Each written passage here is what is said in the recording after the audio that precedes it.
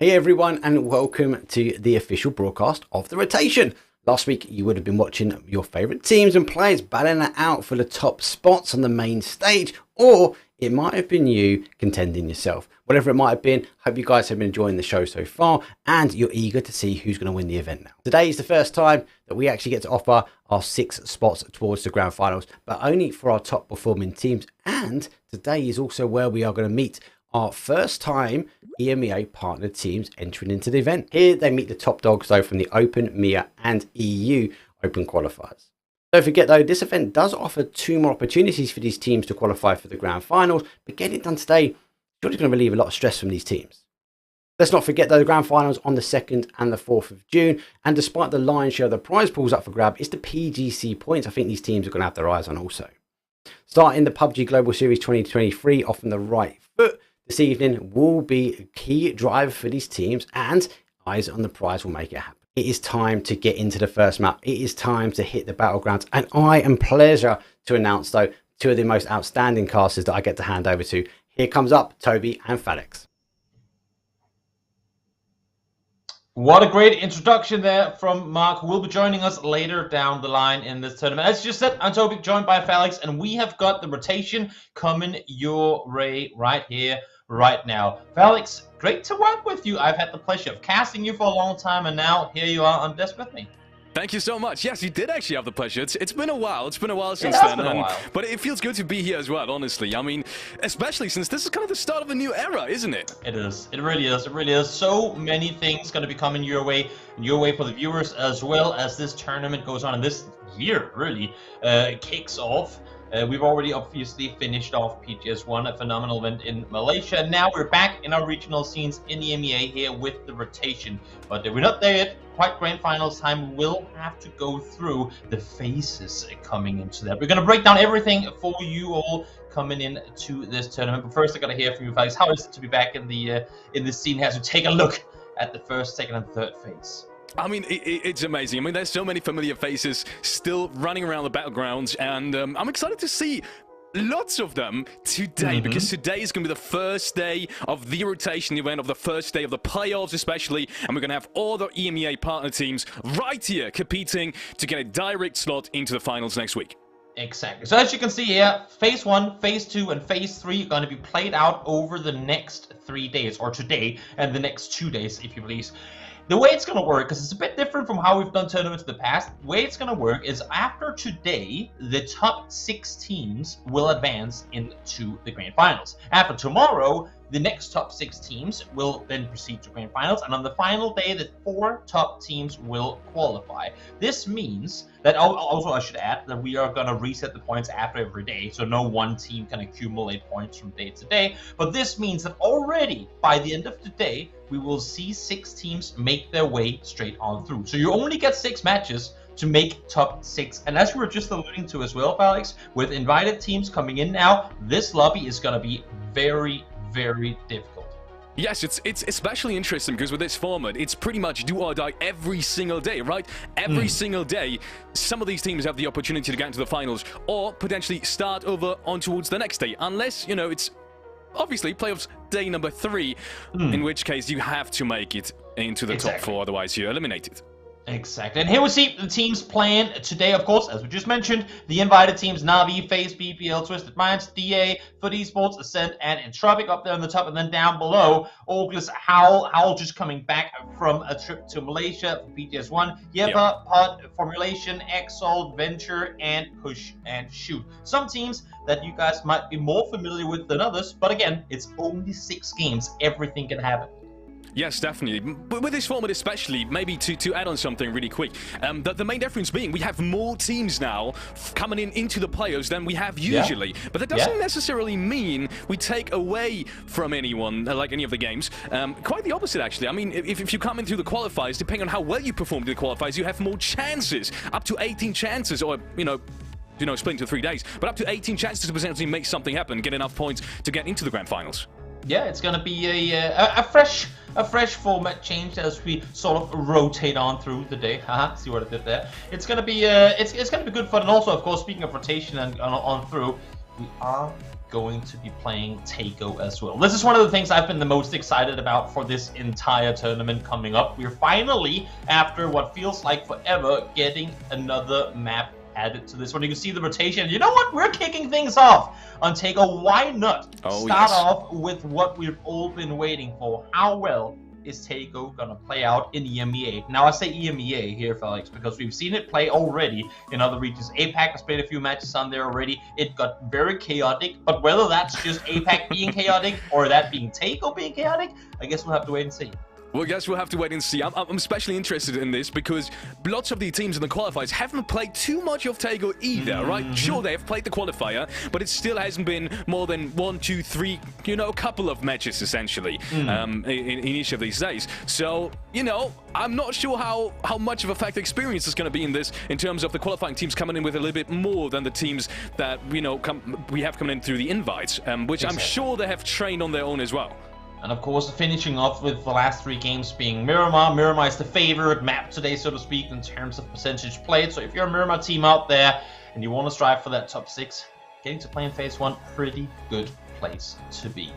Now, we got plenty more stuff. And that's the thing. I mean, I always like how these segments coming into the beginning of tournaments are somewhat short with how many things we want to cover. Usually, though, I feel like we get around most things. But in this tournament in particular, not only are we changing up the format, we're also adding a new map to it. And also, we're adding I mean, we could have a whole segment just about the emergency pickup. Because I think that alone is going to really change the dynamic, especially some of those teams that tend to rotate late. How do you see, Felix, some of these new additions coming into esports play out?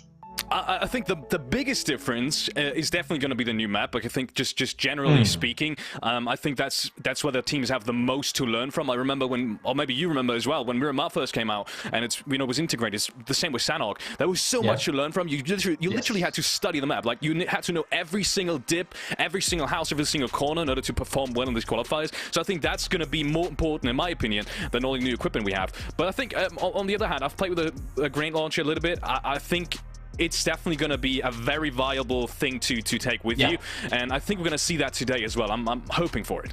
I wanna I have one particular case where I just want to see it utilized on pull-ups on compounds. Instead of like try and sit and like cook nades and everything, just shoot your grenade launcher right at the top window to make sure that no one can see out from above, and then crash the compound afterwards. Like there are so many different scenarios where that grenade launcher or smoke launcher can really come in handy. Curious to see how or if it's going to be utilized today for sure.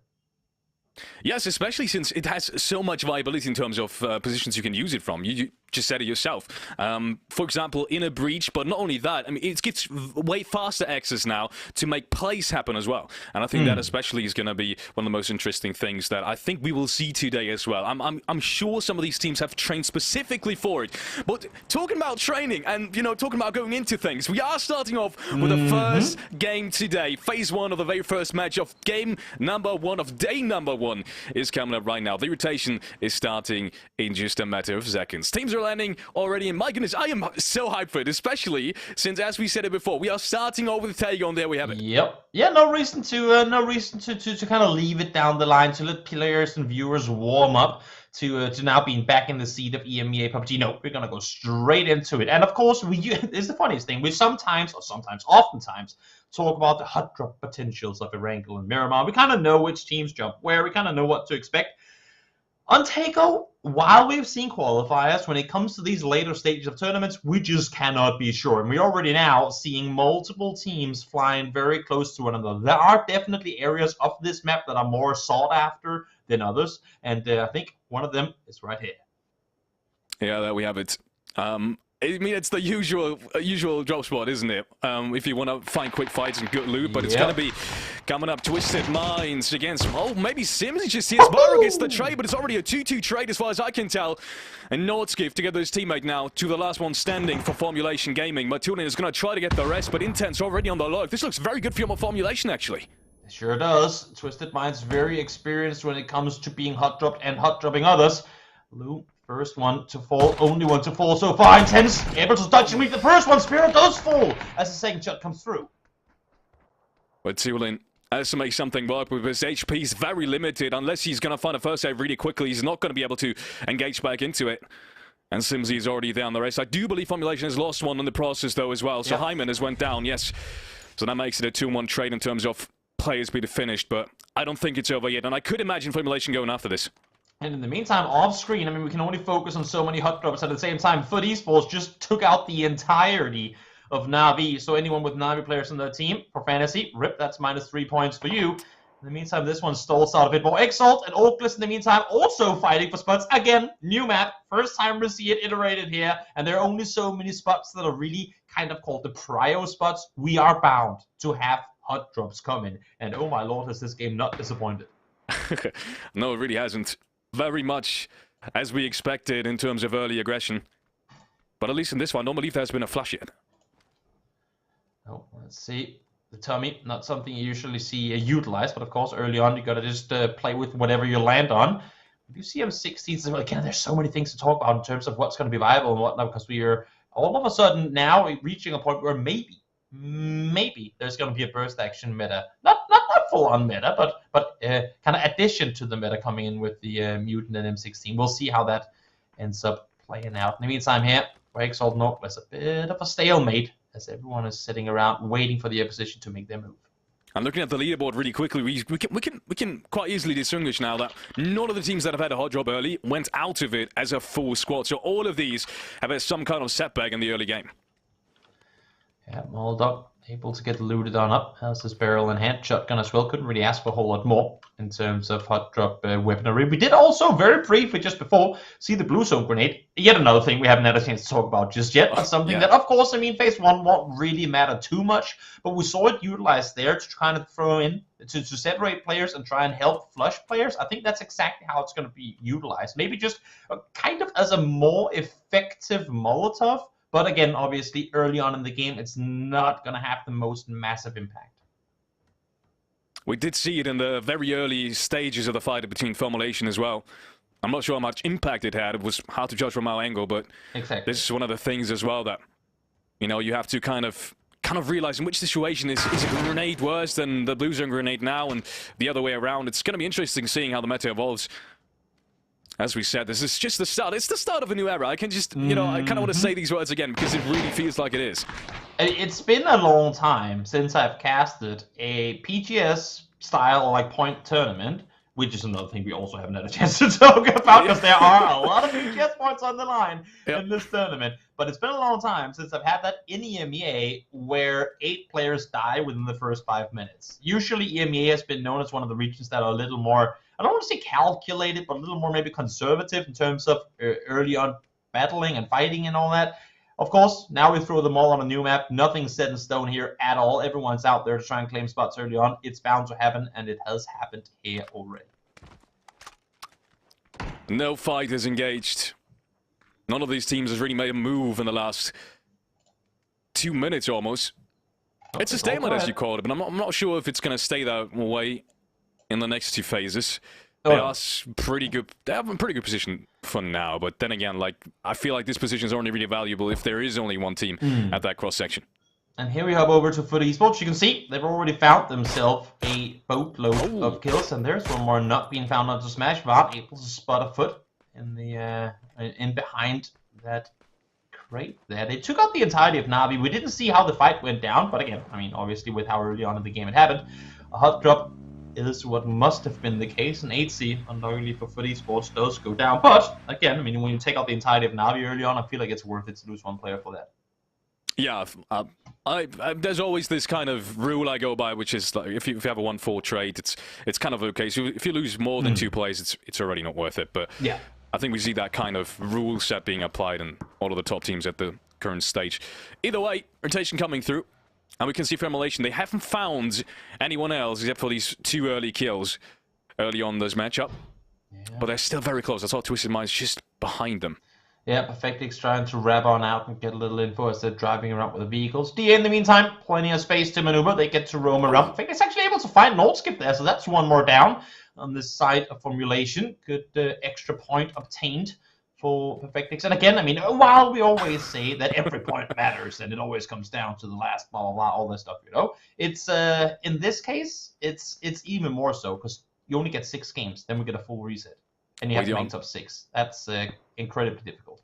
really want to touch on this team statement because it's quite a funny one. Our hunger for victory is only trumped by Huth's hunger for his favorite food, pizza. Whenever there's pizza in the gaming house, there aren't too many slices left for anyone but him. Interesting. So you always order extra pizza when Huth is in the looks like it in the house. I see how it is. Let's see. In the meantime, over to face we go. Bit of a quiet start to the game for them as well. Able to land and loot on their own without any real contest. And now, again, a battle that seemed to never really happen at all is now slowly starting to commence. You look for that first grenade, peeks around the corner. It's Vector against the Beryl, two of the very best close-range weapons in that scenario. Kate gets cooked, but unfortunately he gets found earlier. Kepler with the first knock. Smoke grenade comes out to potentially get some distance between him and the enemy, but that's another nade coming in. And it looks like it's going to be the first trade for now. Yeah, Fair able to back off. We're already seeing the shield deployed there as well. Yet another addition to esports. So many new things happening here in PUBG Esports in 2023. Art able to get some shots on through, not able to connect a whole lot with it though. I like the deployment of the shield there to kind of to add yourself a better angle to peek around the side. Definitely. Ooh, another good nade coming in. But these walls make it really hard for either team to really make a move to really get another knock. I mean, the first try was a quite unsuccessful one. It's going to stay in that 4-on-3 situation. I'm not sure why Orglis is taking so much time. I would expect them, actually, after that first knock, after, you know, things almost died down, to now regroup and potentially make a move on it, but it doesn't seem like they want to. Maybe they're missing the heals, because Nailclub is not healing at the moment. Yeah, I mean, they did land on top of each other. You can see Quetpa has literally 0 heals as well. So I think it's a case of Exalt able to spread out early, take control, then hoping that maybe they could catch one of Orglis off guard when they were looting, but Orglis opted to sit all in one house and pretty much do nothing. And now Exalt is deciding to go, well, if you're not going to take the fight to us, I guess we might as well just have to try and make a play towards you. Definitely. But Exalts, they're not just sitting around. They are trying to make that first move, maybe with a jumping shotgun. Ooh. But it's shotgun again. Shotgun, and Nailclub is going to come out on top, and that's the second knock. And I want to say quick sensation, but it really wasn't. It really wasn't. It took some time. Another smoke grenade launcher coming in to get some distance. It really is. It's been working out for them almost perfectly, I want to say. I mean, the wall and the smoke would have worked out perfectly, but too much firepower on Orglis' side. Yeah. It's gonna like it for the instant block of a knock player on your team. You're able to isolate it better because they don't really take time to deploy. Now, Art down as well as Nailclub finds one. Oh, Fair is able to find Nailclub in the return though as trying to vault over the wall. So a few knocks back and forth here as Western now creeping up ever so much closer with the shotgun. Oh, I was kind of hoping that was going to be a nade from Fioris because that would have made massive damage. But for now, things are looking very grim. Ferris on that last player, the last player standing for his team. Shotgun up close, looks for the frag, but the flash is going to once again delay. Well, his teammates, now his teammates are coming in, but he misses 2 of the shots. Ferris with another knock before he gets traded out, but the flush doesn't come through. They are going to stay 3 up, and Exalt is eliminated in 15th place. Interesting fight. I thought that was a good beginning for Taego for some reason. I thought that was kind of a good plays in terms of the chaos we were expecting. Sure was. And you know what, Felix, I'm gonna let you talk for a second while I'll fix some audio issues on my end. Let's hope you get back up to speed. As we can see in the meantime, Twisted Minds actually took that opportunity and went ahead and got access to the compound as well. I'm sure they've been spotted already. I do believe they went in there with vehicles. So the information is potentially known there. Face Clan with another breach as well. Jeems and Co has breached some of the houses here. Fex was the first one to be taken down by Pod, one of the teams that has been having the strongest of qualifications out of all the teams that came in here. Staggering amount of over 80 points in the games they've played. With 2 back-to-back wins, I believe, in Miramar. So they've had an amazing qualification. Trying to prove themselves on this stage. I mean, Pin has had his moments on the international stage as well, but for the most part, they are coming in here as an underdog. They sure are. Face surprisingly uncontested. I mean, there hasn't been any fighting in and around this area early on. So this is one of the spots that I thought maybe would be harder contested in the the hot drop kind of conundrum that we had going on earlier. But able to push on through. FaZe now kind of forced to play the southeastern side, and they know they have players out towards the east as well. So they have to be very careful in how they approach this, because the third-party threat from teams around them sure seems to be very present. It's kind of fitting that the first kind of re-landing that we have on Taego on this international stage is around Terminal, isn't it? Because, I mean, I feel like this is just the heart of the map. It's kind of the...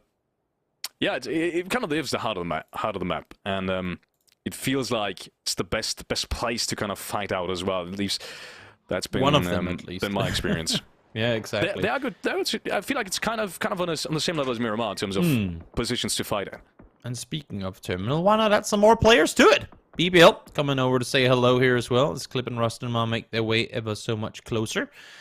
Now Michael is joining up with the team. Of course, we saw Smash go down earlier. So BBL down to 3 in the earlier stages of the match. Clip with the MK already. And an ARC to boot. That's pretty terrifying for anyone roaming around this area. I'm just wondering who that level 3 vest was for. Because he didn't have it. Someone must have picked it up on his team. But that's a pretty, that's scary. For anyone who's got him on his fantasy team right now, I'd expect some points to be happening anytime soon. You'd have to imagine. And obviously the ARC now, not as rare as in the past. You saw as we kind of did the flyover there, that pretty much everyone who's running 5.56 guns are playing with an ARC. Now, Circle's going to shift. We are going to go up towards the water again. Of course, next Circle is going to take us away from the water. So I think for now, Terminal is where it's going to be. Maybe a bit further northwest of it. So PUBG Esports position right now looking very good. I love what Pod is doing here. They've definitely got an idea of how to play this area. They're using these small little advantages like going on top of the roofs, maybe potentially getting some frags in the rotation like Levante was doing right here. So that just goes to show you there's so much so much playable stuff that maybe some of the players haven't even figured out yet on this map. And I'm excited to see that as well. Sure. Let's see Hagatori trying to grab one out and assist. In the meantime here, Formulation will fall. They took casualties early on. In the end, too much for them to battle their way on through. I mean, you can see again a Terminal pretty much housing half the server right now as everyone is trying to make their way further towards the west. Vehicles being disabled by Pin. Obviously, if it was up to them, they probably would have tried to kept out DA earlier, but it isn't possible now anymore. They are being surrounded by more and more teams. It's going to be interesting how they deal with it. But for now, 3 frags and a good standing. They've got all they need. They sure do. Ascent showing their presence on the server here as well as they try to make their way on further forward. Found one, finds the second as Nail-Up goes down as well. Chris able to take him out from afar. As in the meantime, Hawkless, the last remaining player west, are just sending it full speed through that fight and somehow doesn't take any damage. Yeah, I think some of these players from Ascent were kind of scared of being traded out by some of the Entropic players who've been peeking over the ridgeline too aggressively. Chris actually gets taken out by Lucario. What a turnaround of events. It felt like he would have had that frag surely. For some reason, Lucario was able to get that frag, and Killigaga being knocked out as well. Mika now being the last one in close proximity, with Brexco being very far off as well. But he's got to get that knock on towards Maxi, and that trades it out. 2 against 2 now as far as I can tell. Yeah, and you can see Howl shooting from afar as well. That's one of the issues the Taego, the teams have to try and figure out when you're forced to fight in the open. Some of these areas are so barren that if you're not very careful, you're easily going to be seen from third-party teams. You can see Ivers up above trying to apply some suppressive fire, but for the majority of these teams, it is incredibly difficult to get any proper fight in when it happens on the kind of the more open area of the map. So Entropic forced to back off, just look at Rooks and Ivers left alive. I do believe Zen was able to revive one of the players that was knocked down earlier. Yeah, you can see Mika having his teammate in his car. Has to be careful of not running into Howl because, as we said, these open fields are pretty easy to do some damage at. And Ruin, unfortunately, is not going to have that correct kind of angle, but he's going to spot another play. But yeah, it looks like SN is going to make that rotation work for now. And where do you go, though? Do you just play the hilltop? I guess you do. I mean, we knew the circle was going to shift away from the water. I guess they just go, you know what? Ain't got a whole lot of places to play from. Let's just try and see if we can claim the hilltop to ourselves. And so far, it's worked out. But as you saw there as well, now that teams are starting to realize where they are, it's very hard to find proper cover here.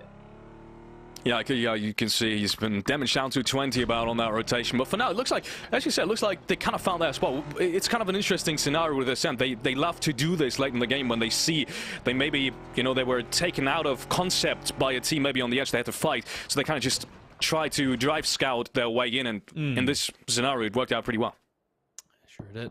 Sure did. For Esports, not been forced to move for a while, so they'll sit tight and try and do some more damage. They do have players just on their southern side. Actually, I mean, honestly, all around them at this point because of the way the terminal works, and with the majority of it still being inside the circle, it's allowing for, I would say, a few more teams than what you would usually have in an area of the map like this to stay alive. And then you have players like Western, of course, solo player, just trying to stay invisible for as long as possible.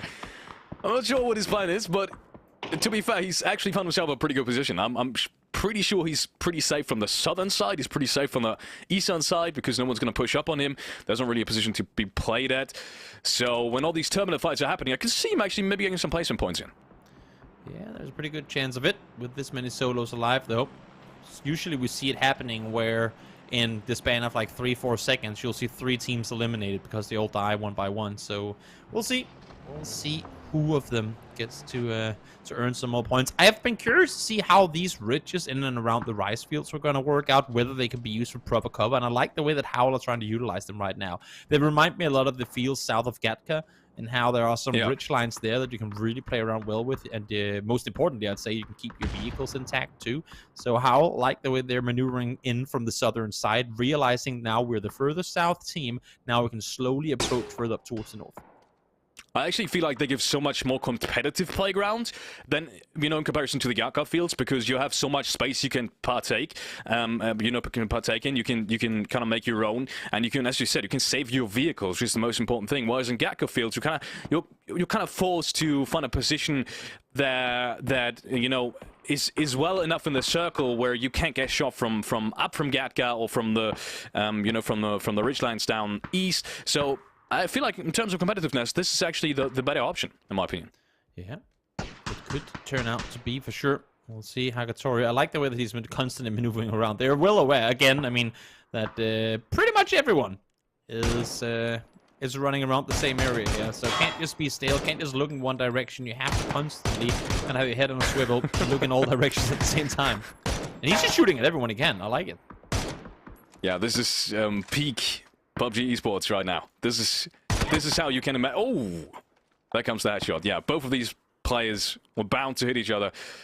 As jump on, and it's going to be Hagatori getting that damage and has to heal up. But once again, with this circle, Pod again are in a pretty good spot. I do believe Levante is still on top of the roof, which is a very strong position unless anyone replays on that hill towards the northern side, which is not the case right now, at least not aggressively.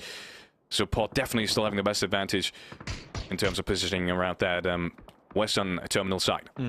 Well, it's been quiet for a while, but now the majority of these teams are going to be forced to make moves to send up to go off the ridgeline again. I actually like this play. Play the north side again, as you were saying before, kind of catering more into their play style with playing further out on the edge. So they back off. They allow for Entropic to get on in.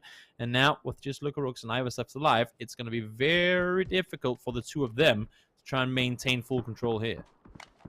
Question is, does Bresco spot both of these Twisted Mind players early enough? Because that's kind of the biggest problem I see with it. But Kilyakai's already spotted them, so the information has been given, which is a good scenario now for Ascent. If they can keep them out, that's already a guaranteed 2 more points and potentially a good entry into the zone. Yeah, I'll have to try and find a way across this street.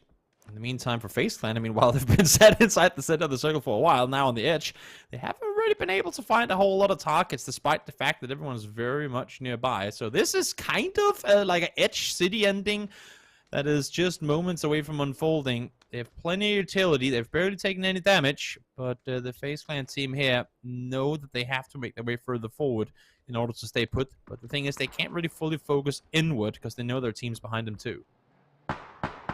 Difficult situation for them, yeah, indeed. One more rotation coming out. BBL, I'm kind of interested to see whether they're going to opt to rotate, if they're just going to cut it through the middle, because I feel like that's the only option for them. Well, that's already the first player being taken out of the vehicle. James is going to actually pick up that frag somehow, I believe. Do believe it was James. But they did make it on top of the hill. Interestingly enough, there's so many teams up on that hill, and the northern side in this one, obviously being that close to the water, was mostly unplayed, so they are safe for now. Yeah, they should be, but very nadeable position, and you can see Lukarux is set just to the other side of BBL here. Michael, Rustamar, how do you play this one out? Trying to lay low, try and play it safe, but so many people are looking their way, and Howl in the meantime having to find their approach across. They've now been seen from the other side, and so much damage coming through, and it's from multiple teams. First nade coming out. I think it's a double knock actually with this one. And yep, but they've played edge throughout the whole of this game. And how one more nade might just seal the deal. And there it is.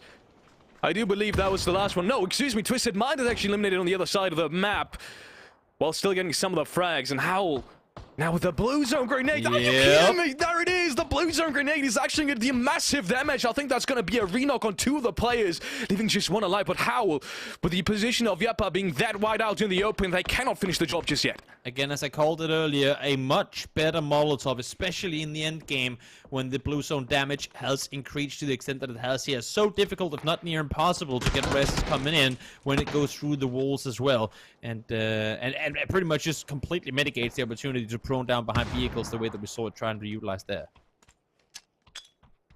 Yeah, 100% agree.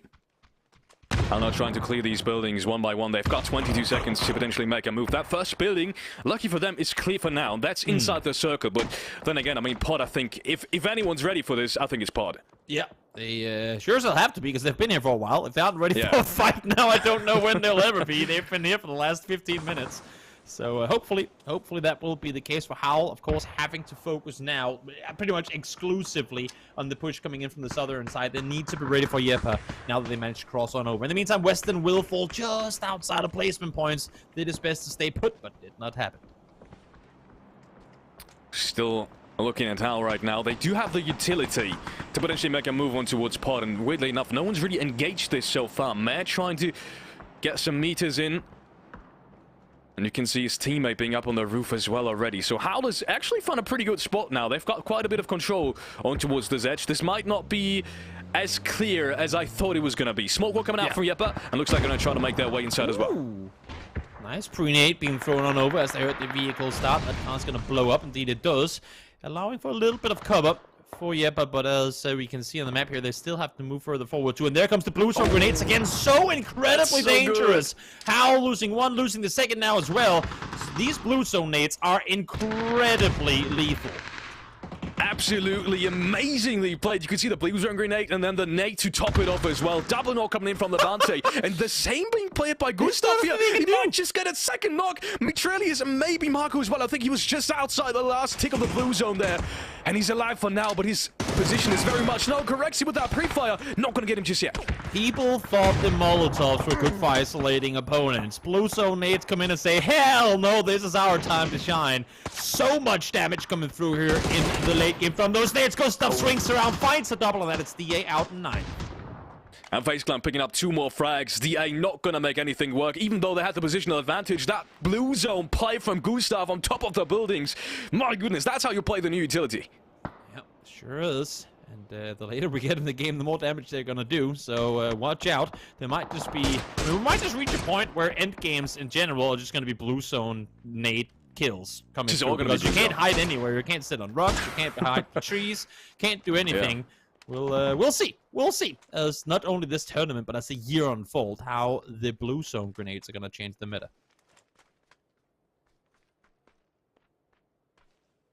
Northern side, we can see push and shoot being very quiet throughout this game, but as I said, the northern side was mostly uninhabited throughout most of this game, so they had quite an, I wouldn't say easy entry. I do believe both of these frags were actually against Team Venture, who was in the shack just across the street, and I think they cleared them out. But apart from that, they did have an easier entry than a lot of these teams. Good rotations coming out from them, and looks like even though they just got a knock, I do believe they will get them back up and potentially play this out as far. They've got a good position up there. Sure do. Rocks trying to hold the angle, knowing that FaZe has to come their way. I like how they've positioned themselves further up towards the northwest, saying we're going to stay in the city, but we'll be in the one corner that is the closest towards the circle. In this case, inside the circle. Hopefully, we'll see a position take casualties before they get here, and that's exactly what happens now, as Teams is the first to fall for FaZe. Let's see if anyone's going to be able to follow that up. Doesn't look like for now. But both of these teams, actually, I do believe Pot and Howlers kind of get them sides on towards FaZe. And Yepa 2 now, as we can see, they rotated in. But Gustav's actually going to be able to open things up. Levante being knocked down. He's on 5 frags already. Holds yes, so much damage, and again, in a best of 6, on all the you can. No time to fool around here at all. Correxy finds Lassa as FaZe try to continue the onslaught through the west side of town. Akitori is going to be the first entry point that Howl potentially has to clear. And he's only got, I want to say only, but he's not got a shotgun, so I'm going to say only the AUG, but doesn't look like anyone on the other side has got the shotgun neither. FaZe Clan opening things up once again, clearing out one, maybe, I think both of these teams actually got one knocked down for Yepa and for Howl. And maybe Gustav and FaZe can now make their way in further. They do have one more player in front of them. Outside of BPL, FaZe were the team furthest on the west. They've just run through team and team and team again in order to make their way this far. They have lost 2, but 7 kills already. Top 6 guaranteed. Very good effort from FaZe to make their way this far into the late game. And we do have to kind of attribute that towards the great use of utility on their side. Clearing out these buildings has been very methodical for them. Yep, let's see now. As things quiet down for a split second, but here comes Vex. Spotting Rux. Wow. Didn't matter that you had 3 or 2 X's, Vex is still gonna find you. He peeks around the corner, potentially looking for another one. He has to be careful. Shots being put out by the enemy teams in the distance. Gustav now kind of trying to sneak through. How is this possible? He's going to get the 1v1 and Vex backs it up with another. Revenant now being the last one alive, but he does have that shotgun. Nate comes in, finishes both these players. Unfortunately, his teammates. And now Gustav's looking for the last one. Jumping shotgun, and he's going to get it. FaZe Clan gets eliminated in 5th place, but they do take plenty of frags with them. So it's definitely anything else than a bad game for them. The jump Saiga comes in handy. And now, late game is where we are. End game, I should say, as we find ourselves with just 4 teams left alive. Push, trying to fend off here against Ascent. We saw the deployable walls there being set up as well. The shields coming into full use, granting cover where before there was none. And cover alongside M249. That is pretty damn dangerous to go up against. How did he just survive that night? Didn't that... Weird, okay. Rescue makes it out there. With, I guess, only a big kind of scare. As we can see him healing back up. Blue Zone Grenade's not going to touch him as the Shown continuously gets closer. Beamy's going to open it up, though. Kriyakai being knocked down. Varda's going to get that flash, and they have that southern side locked down. Football is looking very good. Yeah, sure are.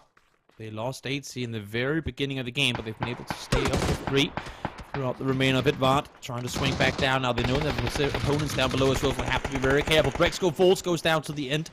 Into the blue, as long as I blaze up, able to find damage through on there. So Ascent taking casualties now, down to just 1.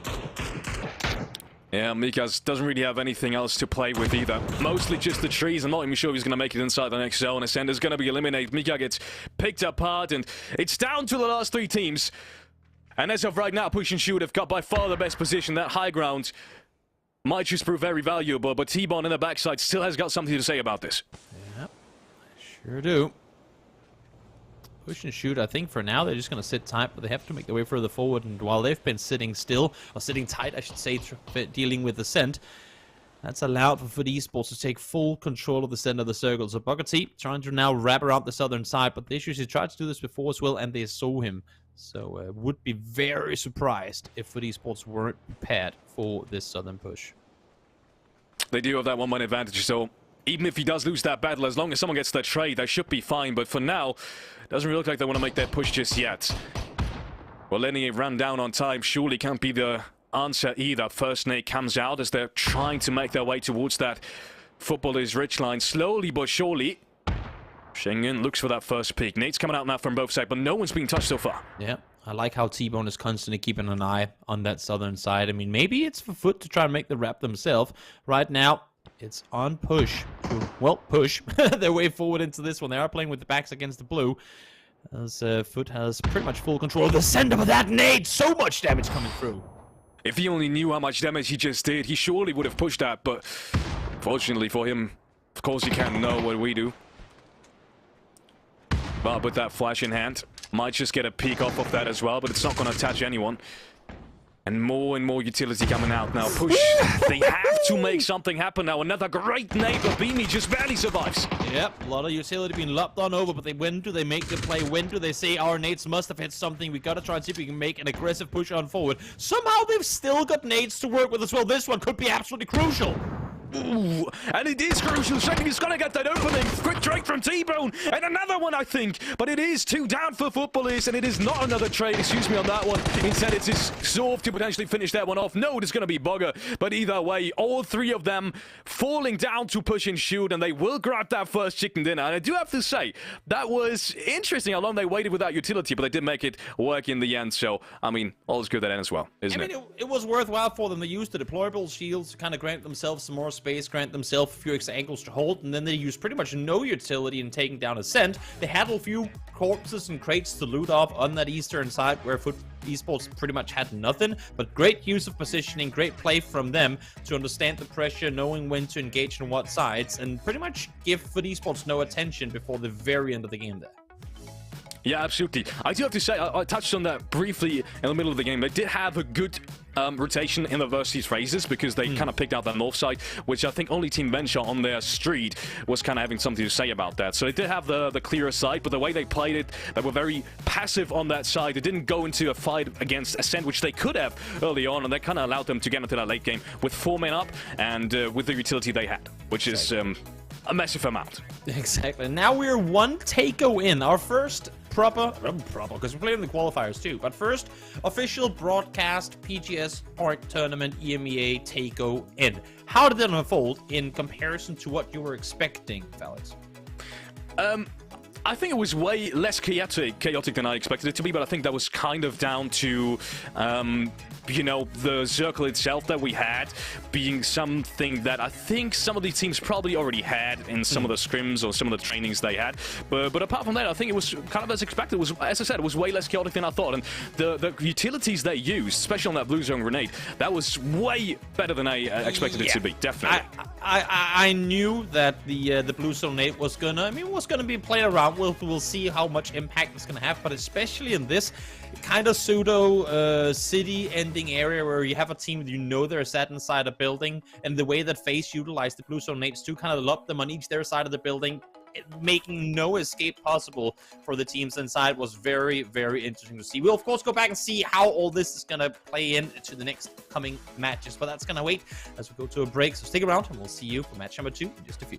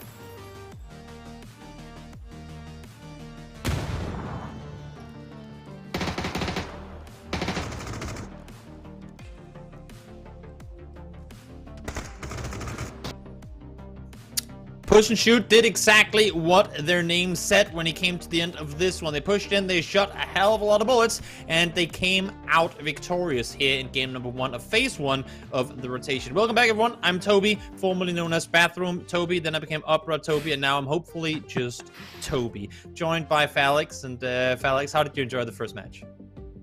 It was amazing. As I said, I think the most surprising thing to me was how well all of these teams adapted in terms of utility. That Gustav play, for example. I mean, sure, this is just the beginning, but that's already a pretty elaborate play. Going on top of the buildings, throwing it down so that the blue zone grenade also works, you know, it works downwards as well. So that, you know, both these DA players were being forced outside the buildings. And it's one of the safest way now in hindsight to now clear buildings out. It's even better, even more, I think it's more efficient and more, how can I say, more consistent than Molotovs potentially. So I can see that being an absolute priority for a lot of these teams going into tomorrow and, you know, make the finals as well. Exactly. It's pretty convenient when you can throw essentially a molly that you can throw on multiple floors and throw outside the building, and it still impacts what's inside as well. It sure is going to be a high impact utility, that's for sure. Maybe even prioritized very late game over nades. Who knows? We'll see. We'll have to wait and see with that one. Of course, a ton to break down. Also, a quick info. We did show the map rotation for the day. I have let myself know that it hasn't been changed, but the information was incorrect. So we're doing 2 Miramar into 3 Erangels today, which also to me makes, I don't know if it makes more sense, because I feel like at this point, Felix, Erangel and Miramar deserves the same praise as being the one that should have the most space, given how long they've both been here. But at least we are ending with 3 Erangels. Yes, we are. Going over to something that, you know, most of you guys are interested in, which is the leaderboard. Push and Shoot, obviously meaning the first place team, but it's not by that much of a difference, actually. Footballers, Bimi and Co, almost making it work in that late game. It wasn't as close as I would have expected it to, just because of the sheer amount of utility that we had, but 14 points is still a lot to take with you. I mean, Push and Shoot were essentially lobbing nades for a minute and a half straight. Not a whole lot that Pretty Esports can do about that. That's not even over-exaggeration. It literally was. Pretty difficult for them to do anything about it. But of course, whether you get first or second by the end of the day ain't the biggest deal. What matters, for those of you guys who didn't join from the beginning of the day, is to get top 6. Because what's going to happen is that top 6 will qualify straight through after today to the grand finals, and then the points will be reset. We'll add another 6 teams coming into phase 2 tomorrow, and then we will go on from there. So top 6 is a punch ticket through to the grand finals. And right now, both Foot and Push and Shoot look very good. Oh, sorry, I totally didn't catch that. But either way, if you did have me a question, you might just have to repeat it, because we are going into the PGC points that are being up for grabs. And there we have it. In case you didn't know, this tournament as well, because I saw a lot of people asking in the chat before the tournament even started, just today, what's this tournament about? It is about PGC points as well, which is, you know, the points that you need to qualify to the main event at the end of the year, the Global Championship. Sure is, and there's a hell of a lot of points coming your way as well. The first place here is going to net as many points as Ascent did in second place in PC Spring earlier on this year. So a lot of PGC points up for grabs, and even more added to the PGC circuit now as well. We're seeing here exactly what I was just talking about, how the PGC points stand so far. Now, of course, it's only one PGC point tournament in, so nothing has changed in terms of how it looked after PC Spring. But here you can see it, and the fact that you get 650 Felix off of winning this tournament is huge when you think about the fact that current first place is only 100 points ahead of that. Yeah, and you think how many steps Ascent had to take to get up towards that 650 points mark with not being invited throughout all of this. So this is a long way, and now being invited and potentially having a way easier shot in terms of, you know, not going through all of that qualification stage, just you know, goes to show you how much of an impact this tournament potentially can have in terms of PGC qualification. Sure does. We're just moments away from heading on into our next match, and if the next match, or next matches, I should say, is anything short of or out of the first match we saw here, I am all forward. I feel like the only thing we didn't really get to see, Felix, this first time around was the emergency pickup. Teams didn't really have to utilize them too much, but here we are over on Miramar. And there we have it. The second match of the playoffs, ladies and gentlemen. We are going into it. We have Miramar coming up in match number 2 and match number 3 for you guys, and then to top it off, 3 more Erangel games this evening. So make sure you are packed, make sure you have your snacks stacked up to the ceiling, because we're not leaving anytime soon. We sure aren't. Sure are not. See now how this one is going to play out. Now, pretty southern playing path. If you're a hard-committed La Copraria team, you might have to reconsider where you loot this time around. But of course, I mean, with the playing path being brutal, I feel like that's just gonna that just puts even more emphasis on the emergency pickup. The fact that you can loot miles out into the blue and just kind of just what do you call it when you? Oh, I lost the word. Never mind. Yeah, you can when you just get picked up by a plane and go your way to the circle. Is there a word for it? I'm not sure. And I will figure it out while you're talking, and then I'll go, oh my god, that was what the word was. Oh yeah, probably the same for me. I'm not sure what kind of word you mean. Anyways, let's see what the teams in Miramar will land. Let's see if we have an equal amount of contests as we did on Taego. I don't expect there to be as many. And as we can see right now, for the most part of these teams have landed already, and it doesn't look like anyone's being contested. Formulation looking like they are going to get into Picado. DA is going to play South Picados, but that's interesting. Would have expected that to be played by Pod, but they are probably dodging somewhere else because that's what they played in qualifiers. Yeah, they're dodging to El Al-Zahar. As far as I'm concerned, they did want to play that Southern Picados, but they are going to make way for DA. But yeah, we're not going to have contests as of right now.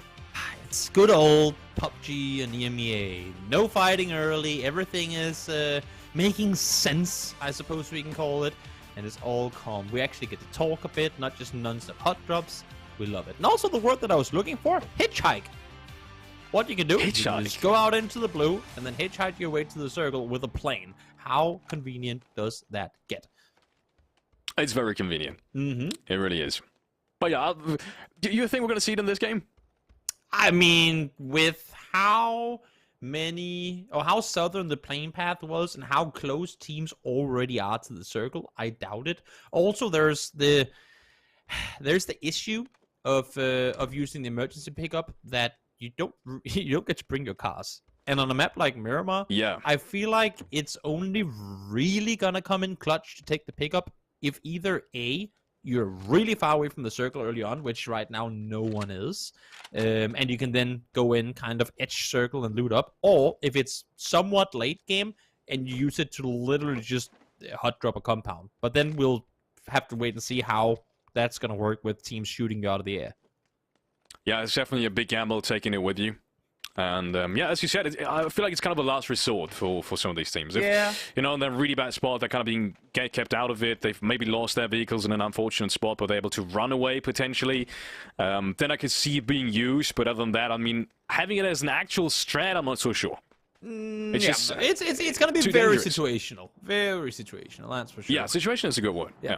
In the meantime now, 8C set up close to Lassa. You can see Matt coming in with his vehicle, and the fact that Lassa is swapping back and forth between his sawed-off probably tells me that he knows that someone's around. 8C, I mean, 8C got to live approximately 1 minute in the previous game, so even though Foot got second place, I think 8C would really want to get some more playing time this game. Yeah, unfortunately for him. Not unfortunately for him, I'll take that back, because the Mad is just driving in here like a madman.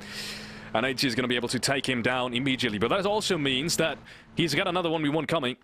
Because I don't think his teammate is just going to leave him stranded here. I mean, Beamy, and the rest of his team is coming as well. Yeah, exactly. Beamy is pushing up on Foot to try and assist. I mean, Foot Esports is just not in a position to really help right now. T-Bone's still in the shorelines alongside Vart down towards Paraíso. So it's only Beamy who has now, luckily enough, been able to regroup with 8C. But with the rest coming in now to Matt, and 8C not having opted to commit to the flush, they're back to 2 alive, and I would imagine, at least, that Howl is going to try and kind of fortify this position.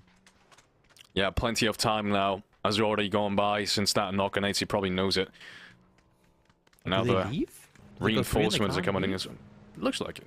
Yeah, I mean, I expect... They have Ruin up north, so it makes sense, because it's a pretty good position that Ruin is currently in a position of by himself. So it makes sense that they would rather push up to the Ents compound, as we like to call it, and try and play it from there. Yep, on the other hand, pretty early rotation timing. You gotta say, I think that's one of the earliest rotation timings that I've seen so far. Definitely to date. 28 seconds until that blue zone is gonna start, and they've already made their way rather deep into the circle. I'm not quite sure they've looted on this one. I'm gonna go back and watch it in the pause, but Either way, they are full up. They found 4 vehicles looking to make their way in. Huth opening it up against James. Yeah, that's got a bit of a distance to it. I mean, in FaZe, we're kind of flexing out over the ridge lines there. They heard the shots fired from 8C earlier. Oh, they're going to make a move on this. And looks like they actually, as you're saying, might want to pull up on this. I think DA is reading it well. They're catching FaZe in a split. Oh, and luckily, very luckily for Lyron there, he's able to run off. Fex is barely missing that knock. That's very unusual for a player like Fex. Not being able to take that knock. I'm not sure how much he can get supported because 3 hungry Turkish players are already up on that ridgeline. And utility is raining downwards, but they do leave him enough time to potentially get behind that next rock. And Gustav is going to open it up, as James has actually been flushed now in the meantime. Yep, second one falls as Correx peeks on over the ridgeline. Mithralius goes down as a result of it. Marco will get flushed too, and just like that, what looked to be a pretty smart pull-up from DA, and I mean, they did rightfully catch them in the split. They just did not know exactly where the remaining FaZe players were, and now casualties have been taken because of it. Gustav tried to make something work. I kind of felt like he should have popped that second tire. Unfortunately for him, that wasn't the case, because otherwise that would have surely been another quick kill point for him. But it's going to stay on these trades as we have it for now. I'm not sure if that quick pull-up was a little bit too eager, especially since a lot of these positions for FaZe Clan haven't been known at that point. But exactly. Yeah, it's definitely going to work out in no one's favor, really, because James did get flushed in the end as well. I like the aggression, though. I like the fact that DA opted to commit to it early on. Usually we see DA played very passive early on, and then mid-game they'll just kind of full-speed send it. And especially in the early days of tournaments, they tend to be a little more passive. So we like to see DA opts to play aggressive right from the get-go here, even though it didn't really work out for them this time around. DA probably one of the teams that have gone through, or that has gone through the most kind of, I wouldn't say IGL, but kind of playstyle changes in the recent years. Yeah. Sure, they have had lineup changes as well, but from just sending it in and being kind of a, don't want to say meme team, but kind of being a team that, you know, people were memeing on in terms of playing style to now being just that full-on sat and very methodical team as well. I think it's kind of interesting. It's got a very interesting team history. It sure does.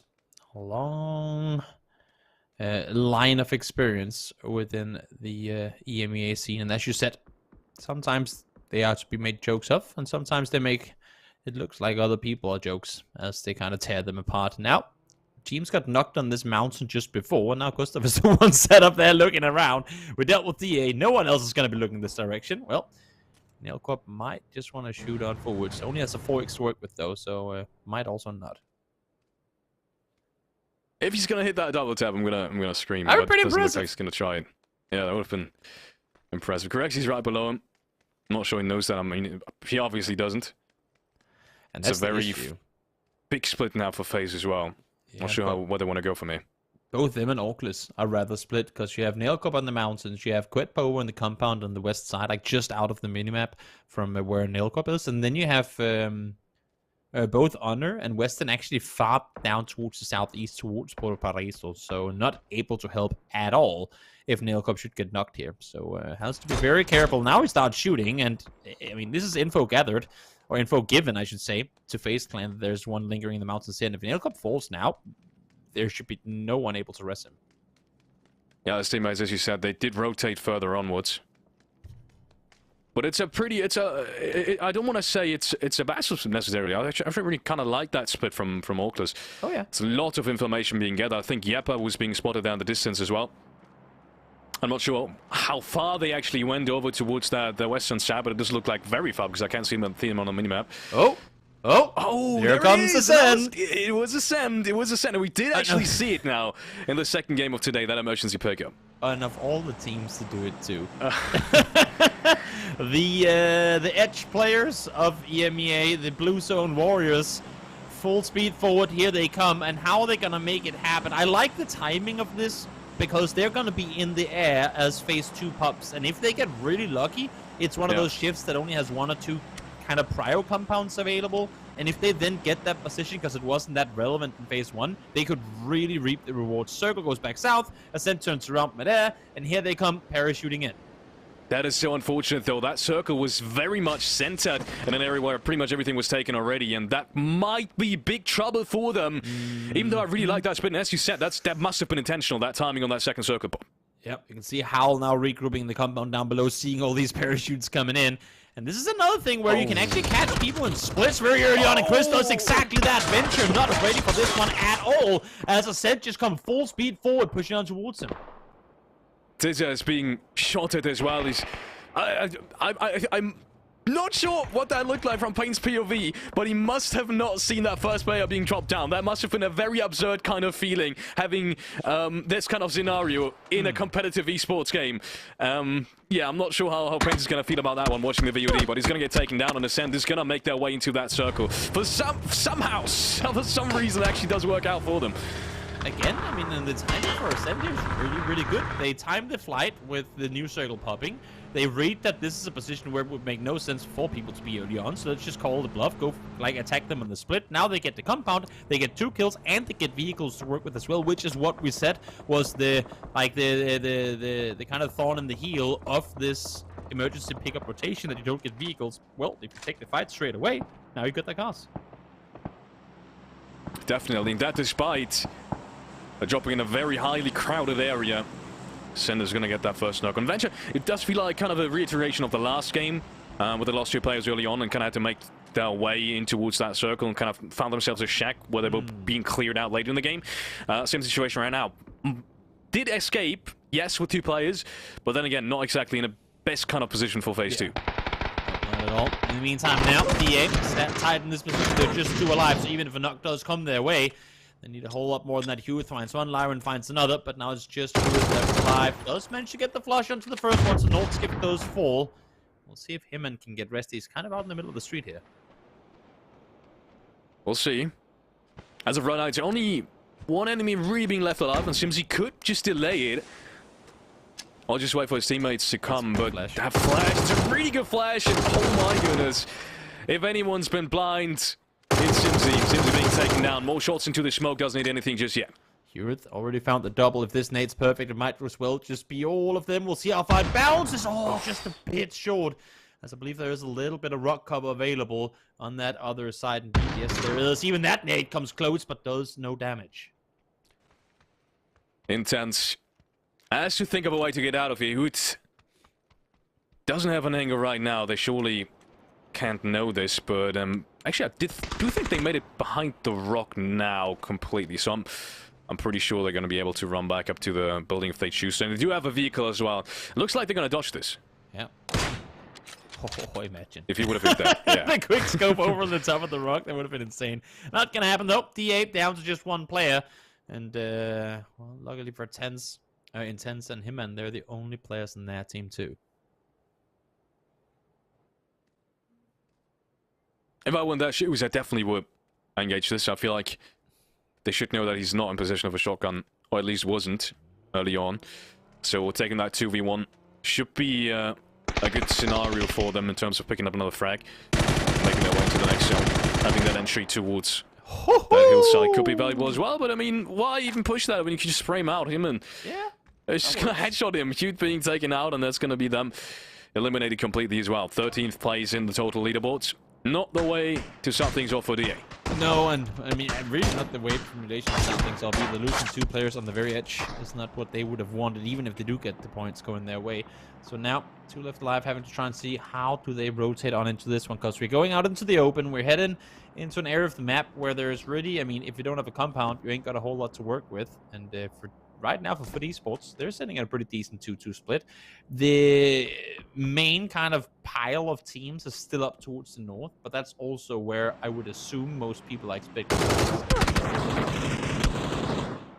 Next fight coming out, it's going to be the Exiled opening things. Monodog against Western. We've seen that fight on Taego as well. A lot of things are reiterating themselves in that second game for today, but maybe it's going to go the other way in this instance. Not for now, though. Weston's still being knocked down. Maybe a trade. But no, just a little bit of damage towards Onu. And he can't did anything back. It's going to stay on that 3v4. I don't like that Oculus and Exalt are fighting again. Their team colors are too similar. It's too hard to keep track of who's who. It is, right? On the, on the minimap. But we'll see. We'll see if our eyes can indeed keep track of it nonetheless. Weston will be taken out, I'd only imagine, in just a couple of seconds. So Exalt will find the first. And I would assume that that's going to force Oculus to try and make a run for it. Issue is they haven't gotten all their players grouped up yet. Yeah, and the zone is coming. They do need to hurry up on that rotation. A flash is going to be secured as well. I mean, that was a very open spot for someone to get knocked at. No real hope immediately after the knock. I think already kind of gave up on him.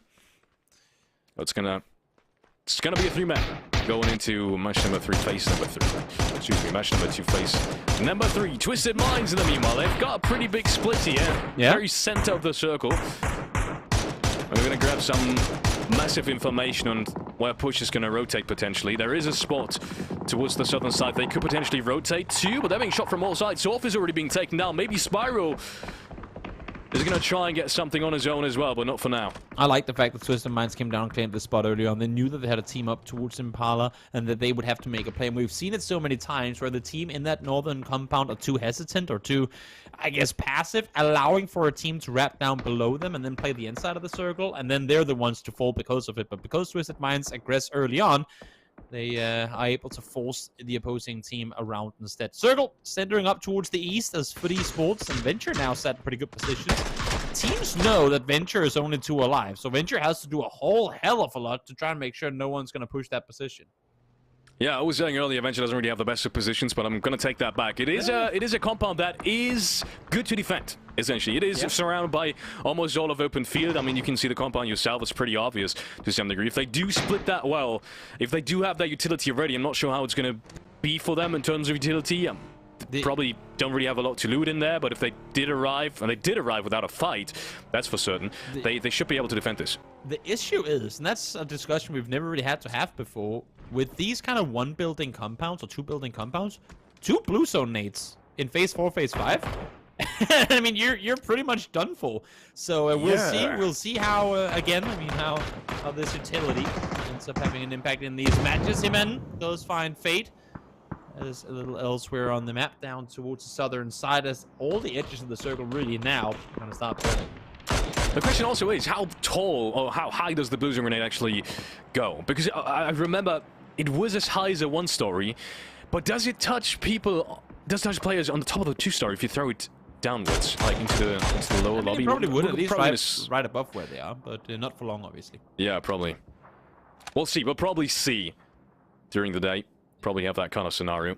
Either way, Howl is going to be able to find a good spot on towards that northern edge. Something that's very commonly played. Very easy to make their way deeper inside, through foot, and also very good position to potentially hold out Twisted Minds. Sure is. Yep, has been able to pull up on Face. Face hasn't really been too eager to do a whole lot about it. They peeked down there early. They realized it was an entire team. Now they go, you know what? Nah, no reason for us to try and aggress on that. It's a weird angle to try and approach from. And there's a bigger chance that they'll get pushed by other teams coming in from the south than that we will. And if that happens, then we can third party downhill. There's no reason for us to risk anything early on. And also, again, have to kind of put emphasis on this once more. It's only 1 day of games. It's just 6 matches. The first one is already over, and you have to get sub 6. So you cannot take any dumb chances here.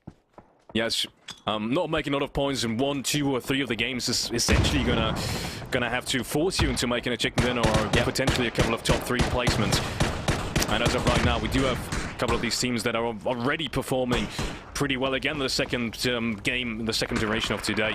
For example, they're in a pretty good spot as well. Formulation is going to be eliminated. Intans was the last one alive, and Exeter is going to clear that one up. Twisted Minds in the meanwhile. We did expect them not to take that full-on fight against Howl, and they did manage to somehow make that center rotation, but I'm not sure if they're safe for now. There's players from both sides, and the same with Na'Vi being out in these open spaces makes it very hard to cover all angles. The circle does shift in that direction, but it's not really a blessing as much of a kind of just making things worse as all these other teams are going to start pushing that direction. Now, Twisted Minds try to play the open tip, and as you can see, torn to pieces and trying to do so. Simply too many teams with angles on them as they try to make something happen in an area where you quite literally can't do anything.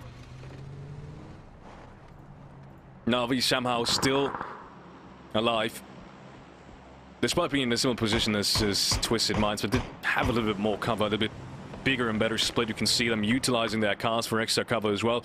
But unless Entropic is going to peak downwards, I think they should be in a pretty good spot. But I'm going to be interested to see where Entropic is gonna move from that Taego position, because they can't play up here in phase 5. Yeah, it's going to be all eyes on Entropic, because as soon as the mountain is dealt with, you can start actually playing the fields down below. But until that point, everyone sat down there has to really enjoy the shacks, the hay bales, whatever they have to kind of find cover in or nearby, as long as the team up above has superior vision over the fields. What are you naming? Yeah, but preparing. Probably preparing to take their vehicles. Throwing that nade in terms of suppressing potential enemies peeking across that ridgeline, but little do they know, no one is there. Yeah, I like it though. You know what? I'd rather throw one nade too many than one nade too few, I suppose. And now, able to wrap down the hillside, able to get some cover in and around the containers here. The remaining 2 players should be able to regroup with them. A few more smokes locked on forward. Grant them all the cover they need, but this is again one of those spots where one well-placed nade can literally be the downfall of your entirety. And blue zone nades even more so, which is going to make things even worse. And the big thing about this right now is Venture has still not been breached in the center of the circle, and with more vehicles being disabled in phase 5, phase 6 and onwards, I don't see anyone having the potential to potentially breach them later on in this game. If they don't do it now, I don't see anyone making it late in the game. That means Venture is in a pretty good spot to take some points with him as well. Breach coming out now. Yep, is going to have to defend themselves, but it is a 4v2. Yep, that finds the first one. Flash to up on him, but no damage done with them at all. Second one comes through, third one comes in around the other side. Just one more left alive. No, solid pull up here as they try to make landfall. Are they able to find the double dose, but the third, no, not gonna happen. 1 HP for Olsing as he's able to somehow stay alive here, but other teams have heard this, other teams have seen this. Issue is no one else is really in a position to try and capitalize off of it. No one's able to make that wrap around the edge and clear them up. So these 3 Nogs, they will probably be able to get revived. And despite that massive individual skill that came onwards, they're not going to be able to take them down. And they will be 4 up. And that position is not too bad, not too shabby on these containers. They do have the high ground there. There's lots to play from. Yeah, sure is. In the meantime, towards the southeast we go. As one team is eliminated, another comes pushing on forward for Esports. They knew they had to make a play eventually. They saw the BBL were wounded. Now they're trying to make the play, but Michael opted to go for the rest early on, and it worked out for them. Rustnoir is back up on his feet. BBL back up to 4 life. Well, is going to rotate back up. They don't want to take this fight just yet. Maybe Foot is the team that I was talking about. That one team that potentially has the opportunity to breach Venture. And I think if they realize this, if they realize that it's only 2 players in there, that's very much in the realm of possibility of making this move, I feel like they will. They just need to grab that information. First up, solo player left alive. Not a whole lot he can do. Taken out by Mexi, another name on the whole roster shuffle that we'll have to get used to seeing. Mexi now playing for Entropic, doing so really well. Taking out Gustav there as we make our way closer to placement points. Yep, on the distance, rotating off on towards the no shack, and they will make it there. Thenlost is being taken out by Vorix, but as long as one stays alive, they are very close to getting some placement points. And looks like it's going to work out for them. Still, that fight, BBL against Foot, that's going to decide who's going to rack up a lot of points. Is Foot going to be able to breach Venture, or are they taking that straight on fights against BBL? BBL has lots of playing room towards that eastern side, but they do need to be careful of Foot, and that's kind of the only opposition right now on that edge. Yeah. So yes, BBL, I mean, they have to take the fight eventually. They know that if we don't do it now, we're going to have to do it while other teams can see us from the other side. So we got to go full aggressive. We got to take the fight to the Michael. Still got nades in hand. Lobbing them on forward now. That one could be really good. Nope, a bit off to the side. That first entry was so incredibly important from Michael. And they were able to follow that off with a flash. It's a 3v4. They know it. Then BBL, as I said, they do want to clear that edge. They do want to have the space to potentially play how they want to on that eastern side. And the further this goes, the worse it's going to get. The less playing room Foot has, and the more they will just have to push straight in towards BBL. The blue is coming in now, making it very hard to repair all these ridges. And smash peaks on over Beamy there to help out Vart those falls. They should be able to get the rest up if they can keep up. No, not going to happen. 1 falls, 2 falls, as well as Clip swings around the second time. And that's going to be it. On the other side as well for push and shoot. Last frag from Rustnoir, and he's going to get the flick. But little as you know, Michael gets flushed in the meanwhile, but he does have that one player that he was just about able to save. I'm not sure who it was, but they will be 3 up on that eastern side. And as I said, PBR has a lot to play from, unless Ascent is now going to make a move, because they were able to clear that side as well. Yep. In the meantime, Navi has slowly tried to make their way down the hillside. It didn't work for them, so they had to full speed send it. Leading just Example left alive. Howl now in the mix here as well. Schofield is up behind them. With Laza up close, they should know pretty much exactly where they have Example. You can see Utility's been lobbed on forward. That's a flash. Second flash being thrown now as well. As shots come through, Laza finds him. It's being spotted out by Rustenmar, but Clip is knocked already, and Venture should have angles on them any second as well. And second player goes down, that is Smash. Rustenmar being the last one alive now as we get into that top 6 position. I do have to say, once again, Ascent in a prime position to make a lot of points in this one, because I don't see anyone else picking up these points. Nope, it's a pretty good isolated fight for them to take. Rustenmar's dangerous play, but 1v3. It's going to be hard in 1v, maybe even more, as the entire server is now starting to shoot at him. How do you get out of here alive? I think the answer is going to be that he doesn't, and indeed he doesn't. Chris finds some 9 kills for Ascent. I mean, it started off as a main, but right now it's kind of his main weapon, M249, and it's Chris. It's the duel we never knew we wanted, but apparently it is now. Ascent staying very strong on that eastern side. Well, we questioned the emergency pickup. So far, it has top 5 guaranteed in this tournament. We'll see if it's going to stay that way or if that's not going to be the case. As Entropic try and make their way through the board. I say Entropic, it's just Ivers left alive. Now having to figure out how do I get off this mountain. I don't think he goes. No, I'm not sure you do. Odin on that 1v1, both trying to get some of these peaks, some of these shots in, and it is going to be Odin making it against Ivers. He's gonna die surely after him. There's no way he's gonna get into that top 3 scenario. No way. That shouldn't happen at any point in time. But what's more important is that Itzkris actually made his way deeper in towards that circle. And that was very important that he caught up towards that ridgeline while Hal was maybe a little bit distracted, because that allows him to get some more space to fight Hal in the late game, because I don't think Venture is going to be the real opposition in this one. Not at all. Hal wrapping up even more points. I like the way they've been maneuvering down this hillside now. Great Rich to work with, still inside the circle. If they get the next swing in their direction, they should be very good. And then we have Venture. Only 2 kills, but I mean, they did lose 2 players very early on in this game, and they have somehow been able to stay alive. Yeah. I was kind of saying that rotation when we saw that phase 2 is not that beneficial, but I'll take it all back. It's been working out great so far. They did get the circle shift. And as I said, as soon as phase 5 approached and they haven't been breached yet, at that point, it was kind of obvious that they were going to be able to get a lot of placement points through this. Are they going to get any more kill points? I doubt it. But either way, it's a good start into it. It sure is. I mean, again, only 6 games to play. You got to make the most of every one of them. So, only being 2 alive, and now at least placement points guaranteed, and a single kill to boot too. Not the worst outcome of a pretty terrible start to the game. Definitely. And I think Howl and Ascent both know this. It's kind of this unspoken rule that, you know, none of them really wants to engage unless this team is dealt with, because otherwise they would just throw away a safe top 2 placement and potentially a couple of kill points as well. Because as of right now, both teams probably just looking to get these last 2 elimination points. You say that, but it's actually only Killikai from Ascent right now who is kind of holding off Venture. In the meantime, both Chris and Mika, as you can see here, are starting to wrap further towards the west. They know exactly where they have Howl, and Howl are fully focused on what's going on. And I think now Lassa is starting to realize, wait, we can't just tunnel vision Venture. We need to kind of respect the fact that Ascent could be pushing up, and because they've been so focused on the south, Ascent has been able to set up what could potentially become a pretty good kind of surprise position up towards the north.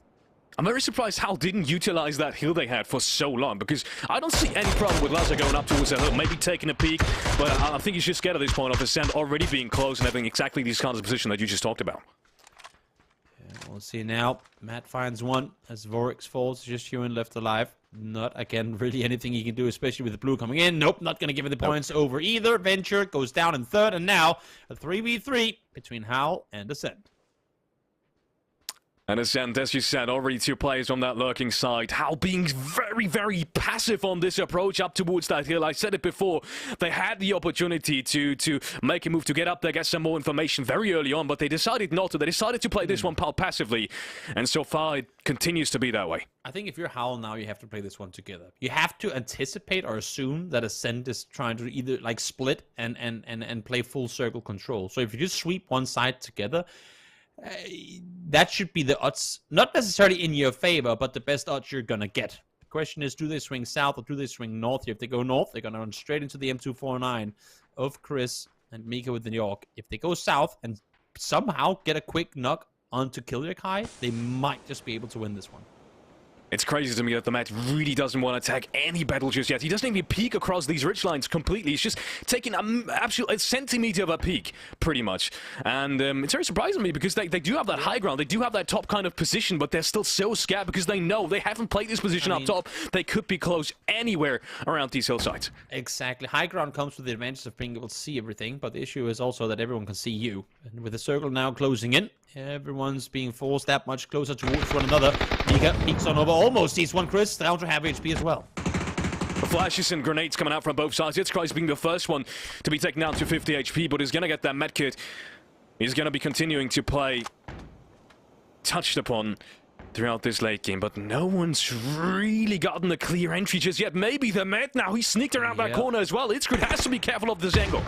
Yep, here comes the peek on over. Lassa down to 1 HP. Chris tries to peek on forward, spots one, and somehow comes out victorious against the man on that one. I thought he had a dead to rights, but not the case at all. Mika finds the second. Does he get anything in return? Or do they not 3v1? This should be very doable. Indeed it is. Out, Ascent, victorious. What a game. 12 kills as well. And just like that, Felix, seems to me like a 100% win rate so far is with the emergency pickup. Yes, it is, and I'm just glad Itzkai's got some time to play in this one as well, because he's been the star fragger. He's exactly there to do what he just did in that last game, get these frags. They just don't know how, and I mean he's my fantasy team as well, so I'm happy about it. There you go. Not exactly what we would have wanted off of a first Miramar off today. We saw the emergency pickup in play. We didn't see a whole other new utility in playing too much, but I liked what Ascent did with the emergency pickup in this particular game. They waited to use it until the very moment phase 2 pops, and as soon as it did and they knew what was going to be the priority spot, they instantly jumped onto a team they could only imagine was going to be split. They get the position, they get the vehicle off of them too, and Ascent dead center off of having just been very itch. Yes, and surprisingly enough, that team that got jobbed upon, which was Pain's, that first one to die from Team Venture, got 3rd place. For some reason, both these teams actually make crazy good positions and a lot of points in these games, despite having that very troublesome early game. But I do have to say, I think now that I think about it, it's actually very interesting to see it being utilized in phase 1, on that circle ball towards phase 2, because I think on any of the other phases, it's just going to be too crowded, depending on which map you play. I think in Taego might be a little bit better, but here on Miramar, that's a very interesting point. And Ascent being the first one to kind of try this and experiment with him, that just is it's a testament to how much they train and how much they prepare for these kinds of games. It sure is. It sure is. Now, for those of you guys out there watching, you might not know, but we have some small interactions with the chat going on throughout this tournament. One of them being Guess the Pro. It's pretty much exactly what it sounds like. You're gonna see a silhouette of a player, maybe with a few facts about them, and if you get the guess right, you might have a chance to winning 1,000 G coins. So make sure to get those guesses on in there as the broadcast unfolds. They will come up during the break, so make sure to stick around and watch those segments.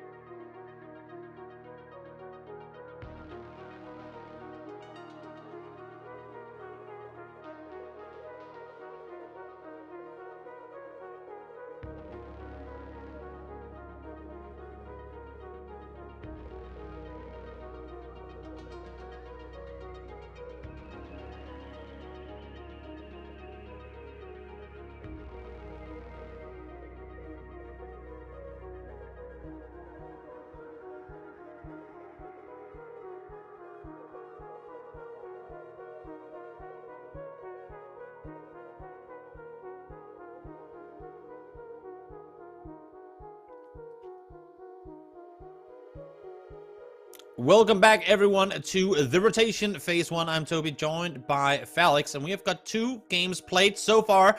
One that push and shoot one, and one just now that Ascent one over on Miramar, making full use of the emergency pickup, something that we haven't seen really utilized all that much so far. Yeah, I'm kind of interested to see how often they're going to play with it, and especially how teams are going to react to it throughout the next days, because I don't want to say leaking that threat, but it is kind of a leak to some degree. I could expect a lot of teams didn't really think about it, and the finals haven't even started yet. Exactly. A whole lot for teams to have to adjust to get used to, as we are changing a bit of the meta, changing a bit of the formats here in this tournament. One of these phases being a new one in this one. So we can see the total leaderboard now as we finish game number 2. 31 points is where Ascent is currently sat in first, but whether you get first or sixth right now technically doesn't really matter, because the way that these 3 phases that we're going to be playing over the next 3 days work is that top 6 from today go straight through to the grand finals. Then we reset the leaderboard, bring in 6 more teams. Top 6 from tomorrow then go straight through to the grand finals. Then we bring in the final teams, and then top 4 on the final day will go through, shaping up our total 16 for the grand finals. So when today is done, whoever is top 6 won't see playing tomorrow. Very interesting to see FaZe Clan actually being at the cutoff with 15 points. So around that 15 points mark is where it is at the moment. But Ascent Club being already at 31. They've got a prime shot to maybe within this next game already qualify for the finals. If they do have a good one, I think it's already going to be enough points. It's going to be very, very close, that's for sure. As with pretty much all PUBG tournaments these days, it's always come down to just 1 or 2 points to kind of cut off who is going to make it and who won't. Here we go, over towards Miramar once again, as we head on over here for the final time today. I know that the initial map rotation showed you something different, but we do have 2 Miramars today, this one being the second, and then we play the final 3 over on the rank. Ladies and gentlemen, with that being said, we are not going in to game number 3 just yet. We do have a little bit more time to talk about it. Maybe quickly talking about Venture, because we've seen them in 2 very precarious spots while still taking points with them, but not being able to get these 4 players into it. Same situation with them, kind of being in the middle of the leaderboard right now, but not really making use of that full squad that we would have loved them to see. Maybe is there a specific team for you maybe as well that you saw coming in from the qualifier that you give good chances to make something happen today as well? Yeah, I mean, considering the fact that we're 2 games in, one of them were Taego, where we've never really seen them play before, and then over on Miramar now as well. I honestly think the way that Ascent were rotating in, I've been looking towards Ascent for a while and saying, this is going to be one of those teams. That's why I kind of giggled when I saw that it was Ascent using the emergency pick. Like, this is one of those teams that would strategize around it, that would try and see how can we implement it into our strategy. Edge heavy team, this is just going to make it that much easier to get to the center. Whether you survive when you get there, that's a whole other story, but to get there, and the fact that they win the first game that they try and execute it on, that's just amazing. They've had their recent addition of another coach as well. For the first time in that history of that lineup, they do have a coach, which is Kobo now, and since then it's been working out quite well for them internationally, especially coming in with a 2nd place in that recent international, and now looking to top the group off in the playoffs on day number 1 as well. Let's go into match number 3 this time through. We're not baiting you with this one. We do see the players jumping out. We didn't see a contest in the first one. I don't expect something to be happening with this playing path either, but whether or not that is happening, we're going to see in just a couple of moments. Yeah, I mean, if we're not going to see teams fight in a very southern playing path that would force teams to go to alternate drop spots, I would be very surprised if we were then going to see it the very next game where you actually get a playing path where you can go to most different places. So, as you're saying, not expecting any early game commotion here. Everything as usual. Business as usual, to some degree. But with this one being a more fair playing path as well, lots of the teams will have more opportunities to find their preferred loot spot. And on top of that, fighter timings, they want to. Especially talking about teams like Yepa and DA. The ones that did have problems in the early games, or at least has very early timings, and then ran into problems in that recent Miramar game. But yeah, also depends where the circle went. Yepa being, while talking about them right now, being the only team coming very close to a potential early harassment. Now let's say it actually, DA on the other side of the players as well. Not only one of them, actually 2 of the players being shot at right now. FMG shooting out Picardo. Yeah, nothing new for DA in the fact that they like to kind of spread out early on and and not only take full control, but also see if they can steal away some vehicles from teams who might not be anticipating it. So one car taken for Lyron as he makes his way back down the hillside towards the compound down below. He should be all right. They should be all right with the circle having just popped right in the middle of the map. There we have them again. One of the teams that we haven't really had the time to talk about, Formulation Gaming. The 3 Norwegian players being completed by the 1 German, Nordskif, who's been very much under the radar in my opinion. But they did have one of the best performances in the playoff qualifiers as well. So in no way, shape or form should they be underestimated. Mine Simsy in that lineup especially he's been within the scene for years on end. He's got plenty of experience. Same goes for the other 2 Norwegian players. And then Nordskif to top that lineup off. To some degree, definitely a little bit of a newcomer. But he's been in the scene since 2018 as well, just not on the same kind of level as Simsy has, for example. Exactly. I see now here with Entropic, there are 3 quotes for the team. Adaptive, aggressive drive-bys, and 0 IQ.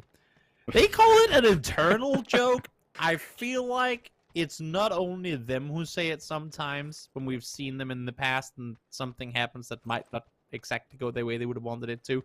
It's not only themselves that tends to spam 0 IQ in the chat. I'm sure that if we now said how many people has... Okay, so everyone in the chat right now who has ever written 0 IQ during a PUBG match, whenever something happened with Entropic, can we get a 1 in the chat? Because I think there's going to be at least a few people who has done it. So internal joke, not sure about that, but a pretty good one nonetheless. It is. Gotta have fun with it as well, right? Exactly. Gotta have fun with it as well. 16 points, Entropic. Oh, yeah. Go ahead. No, I was just gonna say it's important to be able to laugh at your mistakes every now and again. Yeah, talking about mistakes, I just saw the POV from Shan from PGS uploaded some of their comms, and interestingly enough, really changed to what was previously going on with their comms during 2022, 2021, in my opinion. Had lots of fun with it as well, something I was very surprised by in some of these games, you know, listening to their comms, and yeah, just goes to show you, if you do have fun with it, if you do your best and still have fun with it especially, yeah, the performance is not gonna have a problem following. That's true. That is true. Let's see now, as Formulation sneak their way further up towards Twisted Minds. They know that they have them just up above. Of course, Formulation having just looted Picado. Not really the furthest journey to get here, but Twisted Minds haven't really had to deal with the likes of Formulation in this area of the map before. Now, they're by no stretch of their imagination not accustomed to having to fight teams early on, especially in and around Power Grid. But they might not be so ready for it here, and here comes Push. Interesting. And, yeah, exactly. We might as well just jump on down, deploy that parachute, so that you take no fall damage, and then get into the city. Interesting rotation. 4 men just driving through, but it does work out for them so far. Ooh. As I say that, Blazer is going to get that first one. I don't think it's going to be the last one. The rest of the band is already turning around towards the northern side. And that's once again a horrible start for August. Yeah, not the way they would have wanted this one to kind of kick off. Shots connected on to one of the kind of furthest back rotating players there too. Let's try to make his way around. Able to, I believe, get safety. Yeah, oh, no, should be all right. Very surprised they thought that no one was going to be there anymore, because that's obviously what this rotation must have been based on. But even Bogger was up on that hillside, so even if they would have made it up, they would have been greeted by Bogger potentially shooting out another one. So, very dangerous rotation. They do eventually find their spot up that hill, and I think Bogger is probably going to dodge down towards the city unless the rest of his teammates come up. But losing that first player might have been avoidable, I feel like. Taking that different pathing towards the eastern side, and they probably would have been 4 alive. Yeah. Meantime, now with the vehicles coming around here, you'd have to imagine that Twisted Minds has realized that, wait, something's array. Someone's around here. We're hearing the sharks in the water, but we're not seeing the fins just yet. And while all of that's been going on, while the commotion is kind of happening over towards Power Grid proper, we do have a sneaky snake in him and trying to make his way into the compound. Well, they do make their way in. Problem is for FMG, they're not fighting on 2 fronts, which is probably might have actually been what Twisted Mind even wanted in this scenario. Depends on how much info they have on them. For now, Spyro doesn't really spot on anyone just here. He's got that laser sight on there. Just sitting tight, not wanting to over-aggress early on. Might as well just wait it out, let the opponents make the first move, and then you alongside the team can respond to it. Again, I mean, just as you were saying, formulation kind of split somewhat widely. It's the same case for Twisted Minds. So if they take a casualty early on, they could very easily be in big trouble. And off of the first 2 games, with them currently sat down on 11th, that is not how they would have... or 15th, actually, make that as they got 0 points in the second game. Yeah. Now 16th. That's just not what they want to have happen. Yeah, it's out with the A down there. They do need to make something happen. We were saying teams, especially in that top leaderboard half right now, they're you know, sure, it's close, it's 15 points only, but that's still, if you think about it, that's still like a second, a third, maybe even a first place if you don't really get the kills with it. So Twisted Minds, yeah, it's not too unsurprising because they did have that inconsistencies in recent times. But then again, it's Twisted Minds, and this lobby, I do feel like they should be way up there. Sure should. We'll see if they can turn things around. One good game, and they're right in the mix. So maybe, just maybe that game is going to be now. Go Stuff. 180ing his way down the mountain ain't really the way to go about it if you want to accumulate maximum speed, but I think he should be alright as FaZe start wrapping their way in from the northwest side. I saw James had 10 first aids. I'm not sure exactly what the strat is with that. We'll see if if they'll all be used. In the meantime, Nilcorp hasn't found a single band-aid, so maybe if we shared the loot a little better between the players here, everything would be alright. But speaking of, Focus now already haven't been lost. Ooh, nice quick peek from Western, able to realize the danger is close. FaZe up there, being greeted by a couple of shots, but nothing too serious as of now. You can see Orc down there, not being in danger of being breached either. Don't think FaZe is going to think about it. Yeah. 1 minute until... Oh, you think so? No, I think they're going to wait up on this mountain. I mean, obviously scouting for the center and then wait and see where the next circle goes. But I will say that if this next circle goes north, or not north, like somewhat north, they might just want to, if not pull up on it, then at least give it more attention. Because I think they're not expecting there to be a full team down there, which we know that there isn't. So why not take a fight in your favor in that direction? The issue is teams isn't with them right now, so it might not be worthwhile. Yeah, at least for now, definitely agree on that one. That we'll have to wait for that circle shift. And it's going to come very soon. No, we haven't really seen much of them either. They're in the same boat as Twisted Minds, not really finding the positions, and that once again is going to set them back massively, because I don't think Alya all the way out there is going to have any support. Depends on how far down the ridgeline he is. Sakatori might even get the flash. I think he's just behind that big rock now. So, a res now, I'm going to have to grab myself. Might be possible, I think they're going for it. Yeah, they might have to commit to it too. They might want to commit to it, especially when it's this early on in the game. New circle. It's going to pop. Where are we going? Okay! Yeah. Hard shift towards the north is where we're headed. I think for both Yepa and DA, they thought they were sitting very good in those compounds down towards the south. Not quite the case. Not at all, as everyone now has to get either up over the power grid plateau or swing hard east or west to get up towards San Martin. And Oculus is going to kick themselves in the face right now. They're probably screaming because they've just been on that San Martin hill, rotating down. Yep. And now look at FaZe. They're going to be taking that position with, yeah, gladly. Let's say it like that. They're going to take it gladly. There's a great position in that circle. Either way, depending on where it's going to shift south and north of San Martin, they're going to have entry points. So no worries for them. And same goes for Push at this point. Yeah. Really good position. In that position, sitting in second place in the overall leaderboard, knowing they've just got a great second phase. They're going to have a lot of confidence in this one, I'm sure. Exactly what they would have wanted. Of course, winning the first game. If that is the confidence boost you want, then I don't know what is. Yeah. Now, for Yepa and all the other teams coming from the south, they have to figure, how do we maneuver through this? We know it's absolutely deathly to try and push straight down this hillside. So I like the fact that they're kind of playing it a bit slower, allowing some of the teams to go in front of them to hopefully start the fights that they can then third party. More shots being put out from Nabli. They were able to revive one, but not the second player that was down. I do believe that was Alya early on. We're talking about fight. How? Somehow rotating into the same position as DA. And both of these teams having two down. Code Markham being shot on the back as well. Leon against Schofield, who's going to be knocked down and flashed out of the game with this one. More coming out. I think that's the second and maybe potentially third flash of this one. But it's going to be a nick bag. And who was it? I do believe that was Ruin. Somehow closing out that fight against Digital Athletics. And sure, there were casualties on his own and his same team as well. But either way, they were able to pick up 4 very crucial points, or at least 2 or 3 of them, before being taken out as well. Yep, Howl, DA, they have the same areas of the map that they like to play. They're kind of dips and divots that aren't high priority, but is still good enough that they can play from there with most of the time not being pushed. But then when you put them into the same lobby, stuff like that happens where they just both end up going to what seems to be a pretty bad spot on the map. So especially when you're trying to cram 2 teams in there. So not too surprising that they both end up going down because of it. And Twisted Minds, we were talking about that fight earlier, or that confrontation rather, still being very close to FMG. And potentially we might just see the first confrontation with Affectic sitting inside the corner. Are they going to check this? Shotgun comes out! First one, second one! And that's how easy it is with the shotguns in hand. Nordskiff and Simsy both meet their demise. And there's nothing they can do about this. Yep, absolutely nothing. Shotguns, shotguns, shotguns. This is what intends to say to himself as he sits as the sole player left alive formulation. It will win the other side of the map.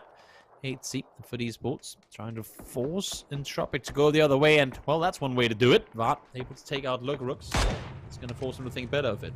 And that's actually kind of unlucky because Lookrooks was on his way back to his vehicle, and look at the way Entropic is split right now. They were just keeping him up there to kind of make sure they had a way to rotate back, but here came all afoot. Don't anymore. They surely don't anymore. Or that first elimination. Haven't really gotten into positions where they could just frag out, essentially, as much as I would love them to, because if they do get in these Wishland kind of on-foot positions where they have a lot of utility, they just seem to be unstoppable. But for now, we have seen a glimpse of it in Taego. In terms of fragging today, it's not really been 100% their circles. Maybe on this one, the east side is definitely a good entry point to potentially make something work on 4. 30 bullets to take out the entirety of Twisted Minds. Doesn't have a shotgun to work with either. You might be in for a difficult one. A nice trade coming through there. Yes, they get the knockdown on Lou, but doesn't really matter. You have Perfectly swinging wide on it. They'll get the res up, and now they'll be able to move further forward. The thing is, they don't really have to move. I love the fact that they're instantly running back north, though. They saw this next circle shift. It should go towards the west with how the land ratio works come next circle. So I love the fact they already now adjust. We got the kill. We cleared out this whole area. Now we wrap back to the prime position in this compound. If I want to show my real-life mates on how to peek in PUBG and how to like do it together, I would legitimately show them this single clip right there. The way Liu even peeked around the corner and still got the first shots off, even though he was just there to sacrifice himself for the other teammates to trade him, was absolutely textbook play. Great team play coming out from Twisted Minds. And the fact that they now run back towards the other position and shoot while running, just to make sure that no one is kind of wrapping up, going, okay, we haven't heard any shots on this part of the compound for a while. They know they aren't there yet, but the fear of having a team pull up before you get there is still big enough that they start shooting early. Smart plays coming through from Twisted Minds as they now have full control of Power Grid. Issue is there are still players lingering in the nearby vicinity, in the moat, so to speak, of Power Grid. One of them being Ascent, the other one being Yepa, further towards the east. We saw someone already being equipped with that MK14. This round's going to be Mika. And I think Mika is one of the dangerous players with that DMR in this entire lobby. If he's on point, if he gets into the right positions, he can do massive damage to any opponent. And look at that. That's a very aggressive, that's a very, I want to say cocky lurk as well, because walking that far out in the open really goes to show how sure he is that Yepa is just not going to peek down that ridge line. And Mika's making sure of it. Yeah. Pops out a couple of shots. He doesn't necessarily want to get the knock or needs to get the knock, even though he could potentially hard peek this with his level 3 helmet and gear. But he just needs to cover for Kiryakai, make sure he's not being picked upon. Oh no! The anti-aircraft guns out. And players Exalt are trying to do Twisted Minds 30, but they saw them on approach. And while they have made landfall, a lot of damage has come the way of Exalt. Here comes Twisted Minds. Lou pushing on forward. So much damage coming through with the first nade. And the second nade to follow it up might just do equal amount of damage. No, it doesn't need anyone, but Perfectic is still going to open it. Artix goes down, and Lou still got these nades in hand. Fairies goes down as well, and that just leaves one player left alive for Exalt. you've been used to once the game came to the midpoint of it, and when you hear a plane, it was always just going to be a crate, and players have stopped even looking for them for a while. But now the fear that it could be players coming your way means that they're always going to be looking, and for the sake of Twisted Minds, they're always going to be ready. Crucial kills to come through this early, because look at now, more teams coming in. Had this fight still been going on, and had Nux come in on Twisted Minds, they would have been in so much more trouble. But now in Tropic, full speed forward, they should be in trouble here, and indeed they are. And they are. First knock goes down immediately. Neglop gets flushed as well by Tulins. That's going to be big trouble coming in for Entropic. And they want to get these frags. They want to clear out power grid area, and rightfully so. Second knock comes out, and that's going to be Spyro against Ivers. That just leaves one alive. And does he have a shotgun? The answer is I do not believe so. And that means Spyro is just going to peek around the corner and gets the 10th kill of his team. What a great performance coming out from Twisted Minds. And that's the kind of play they needed after the first 2 rounds where nothing going for them. They sat in 16th, and as we kill player number 23 on the server, Twisted Minds have racked up their kill number 10. What a like they're just so quick at adapting to these sort of situations. Issue is you can only kind of run so many directions at the same time, and now BBL is pulled up. But even with that, Perfectix is actually able to fight Michael. So Huge is able to once again readjust as BBL is now making landfall. This is a everyone against power grid, and for Twisted Minds, they're enjoying it. They do have to be careful of not going too eagerly into that next fight. Sure, cleaning power grid would be great, but they can't defend it at all times. Surely enough, at some point, at some phase, there's going to be too many teams all around them, and fighting them all one by one is not going to be possible in terms of isolated fights. So maybe just taking a little bit, you know, maybe going away with the foot from the gas pedal a little bit would be the correct quality, and I think they're doing it right now. They do know they have a great position. They're not having the points they needed in the first 2 games, so maybe just play this one safe, get that playing time in, and make sure you get the rest of the placement points they could get here with the position they have. Also, I mean, if they can play the south and the southeastern side, let BBL kind of deal with some of the pressure. It doesn't have to be you 4 doing all the work in this area of the map. Might as well allow for the other teams to help you out a bit, and then maybe a third-party opportunity will present itself later down the line. In the meantime now, Ascent and Yeba, they have been forced to kind of crouch further towards one another with the way the circles have been going, and you'd have to imagine that this fight is one good nade away from popping off. One good nade from popping off. Might just be the case. No one's peeking. It's kind of is a thing with Ascent, right? Just throwing it across the ridgeline, waiting for the right timing. It's been happening in the late game or the last game. It's been happening here as well now. It's kind of the story of today for them. Exactly. But it's worked out perfectly, so let's see when and how they're going to make that move. But I think for now, they're just going to chill, let the zone work. They don't have to fight this one, because if they do win that fight, they're in prime position to take a lot of points. Yeah, they sure are. Vard peeks on over. Vard finds one again. Solid positioning from him. He already gave up his position early on, but he doesn't care to peek it twice. Does so once more. Finds 3 on Na'Vi and takes them out in 11th. What a play coming through from PUBG Esports. They were trying to get the rest up on to 8C and able to do so because Vard is able to apply so much pressure and up towards, down towards the southern side, I should say. In the meantime, as I said, one good nade is all that needed to happen for Ascent to take out Yeba. Such a great drive back coming in from Chris as well. We saw it on the minimap. He was able to get that last kill as well, and we're able to clean them out. They should be back up with 4. On the other side, on the eastern side though, all of these teams, they do have fight for these last open spots, for the last open ridge lines inside phase 4, going over to phase 6, and right now, Twisted Minds is even pushing out of that, even clearing out Ascent. They know that's probably the only position on the southern side, so fights happening all around the edges, way more than we are used to right now. Aggression on almost every side. You have to be aggressive if you're Twisted Minds in this position, and aggression is exactly what they know, what they know how to toggle on and off when need be. But Tools has been enough, but they've done enough damage to slow down Ascent in their position. In the meantime, towards the northern side, everyone's at a bit of a stalemate as well. Now Twisted Minds will go as Spiro. He's on over, flashbang up, Kiliakai though, able to find the first. But he's been taken down very low, Perfectix. I'm sure he's gonna just try to peek over, get that 1v1 in. As the zone is moving, they do have to move back into power grid at some point. Got his teammate up top. Kiliakai is still very low. He doesn't have the meds for it. And they're going to clean them out. 5 kills on Perfectix and Spyro, each alive. What an absolute massive performance. And they don't seem to stop anytime soon. 80 is going to be the first one to at least put some bullets into one of the players and flush them out. But it's, I want to say only Batulins, but it's only one of the players. And right now, they seem unstoppable, even as a 3-man. 80 solo pushed up in this direction because the fight kind of stalled for as long as it did, or got prolonged for as much as it did. 80 was able to grab on over and take down Batulin. Smart solo play, but now they have to be ready as Pod Samuel full speed forward up towards their position. First shots coming out. Hakutori already being dropped. Foot being very low now on Vard, especially. T-Bone has to make something work. Shots from behind as well. Lou's gonna get one. Can he get T-Bone as well? He does! 2 knocks, 2 more kills potentially for Twisted Minds as they're already on 15 kills for his team. Absolutely crazy performance from Twisted Minds. And once again, they don't seem to stop anytime soon. Exactly, and Face now going in this direction as well. One Nature do it, and indeed it does, as Fex finds Rux. That's 1 more down.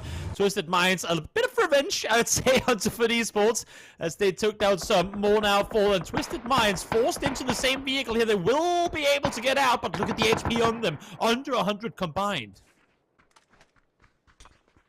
Lou, I'm not even sure where his teammates just came from. I thought he was actually the last player alive. Spyro now finally gets knocked. Foot has something to say about this just as much as BBL does, but let's be honest, no matter where they went out now, it would have been a great game either way. They just fought themselves up from 16th place into 4th position, and that is Twisted Minds for you. Absolutely huge performance this game to turn things around and finally get things going. BBL, well, it's been a somewhat quiet game for them, but they've been able to position themselves wisely to adapt nicely to what's been happening around them, to allow them to now not only be 4 alive, but have the prio position in this circle. They want to make sure that no one's able to wrap underneath them. They want to make sure that all of power grid is clear, and because all the fights have been happening on the east side of the circle, they don't really have to worry too much about the west, because they came in from that area of the map themselves. So they are just fine with where they are now, wrapping back towards the brick house, able to kind of overlook the west, because of course, as much as you don't assume there's anyone there, as much as we know there is no one there,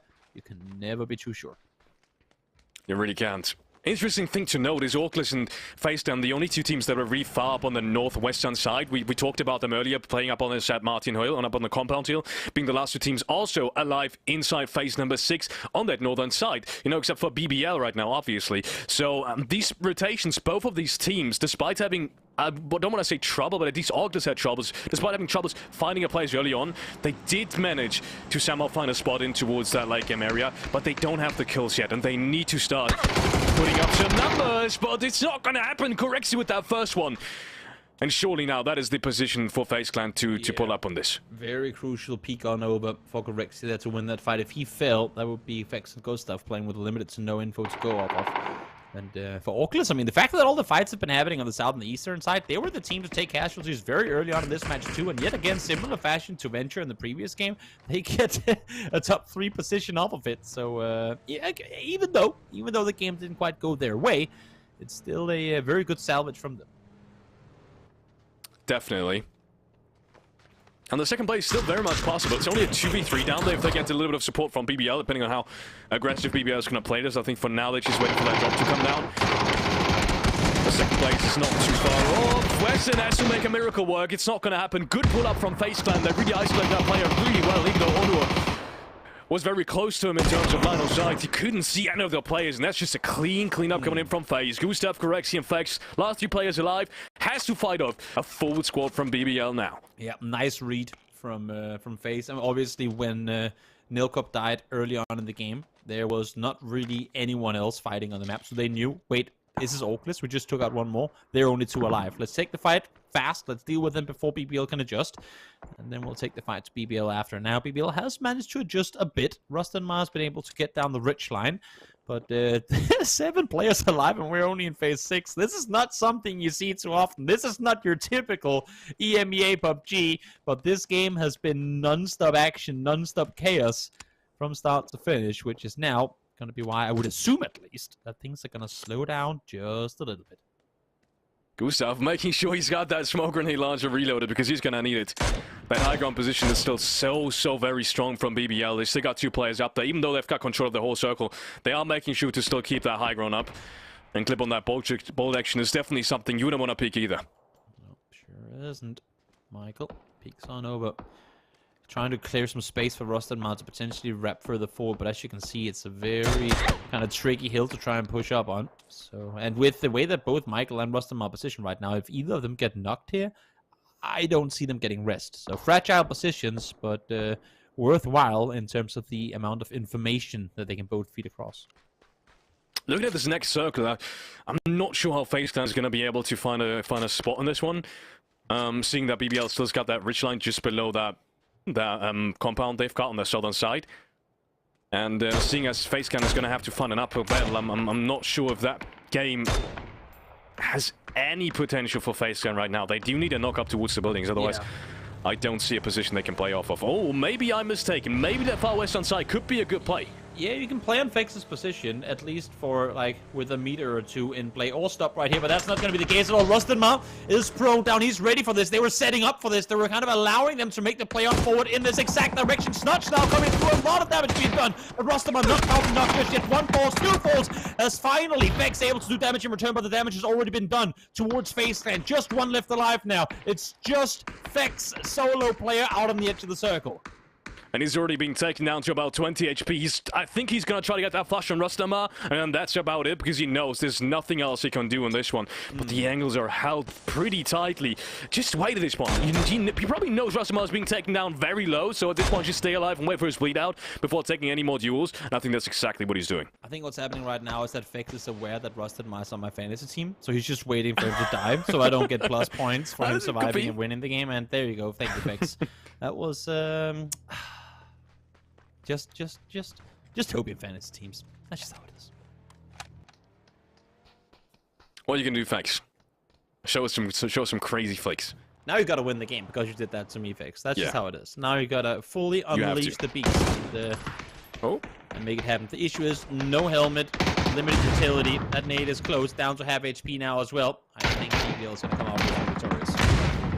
Yeah, that nade surely must have done it, but no, it's actually going to be Clip getting that last frag. And even though they only had 4 kills, BBL with their very early rotation in towards Power Grid are making use of that position and will finish off that game with their first place. Great adjustment on the Power Grid play, and then to spread out and take full control on the east side after Twisted Minds fully committed to playing down the hillside. Very smart adjustments. Kind of just really taking what they were being given. They didn't have to fight for a whole lot of positions, but they had to be there instantly. Because if they had been just a second late on the position that Power Grid was, the position that that Twisted Minds were in control of earlier, they wouldn't have gotten it. Had they tried to flex out too late, they wouldn't have gotten it either. So very, very quick on their adjustments, granted them the win.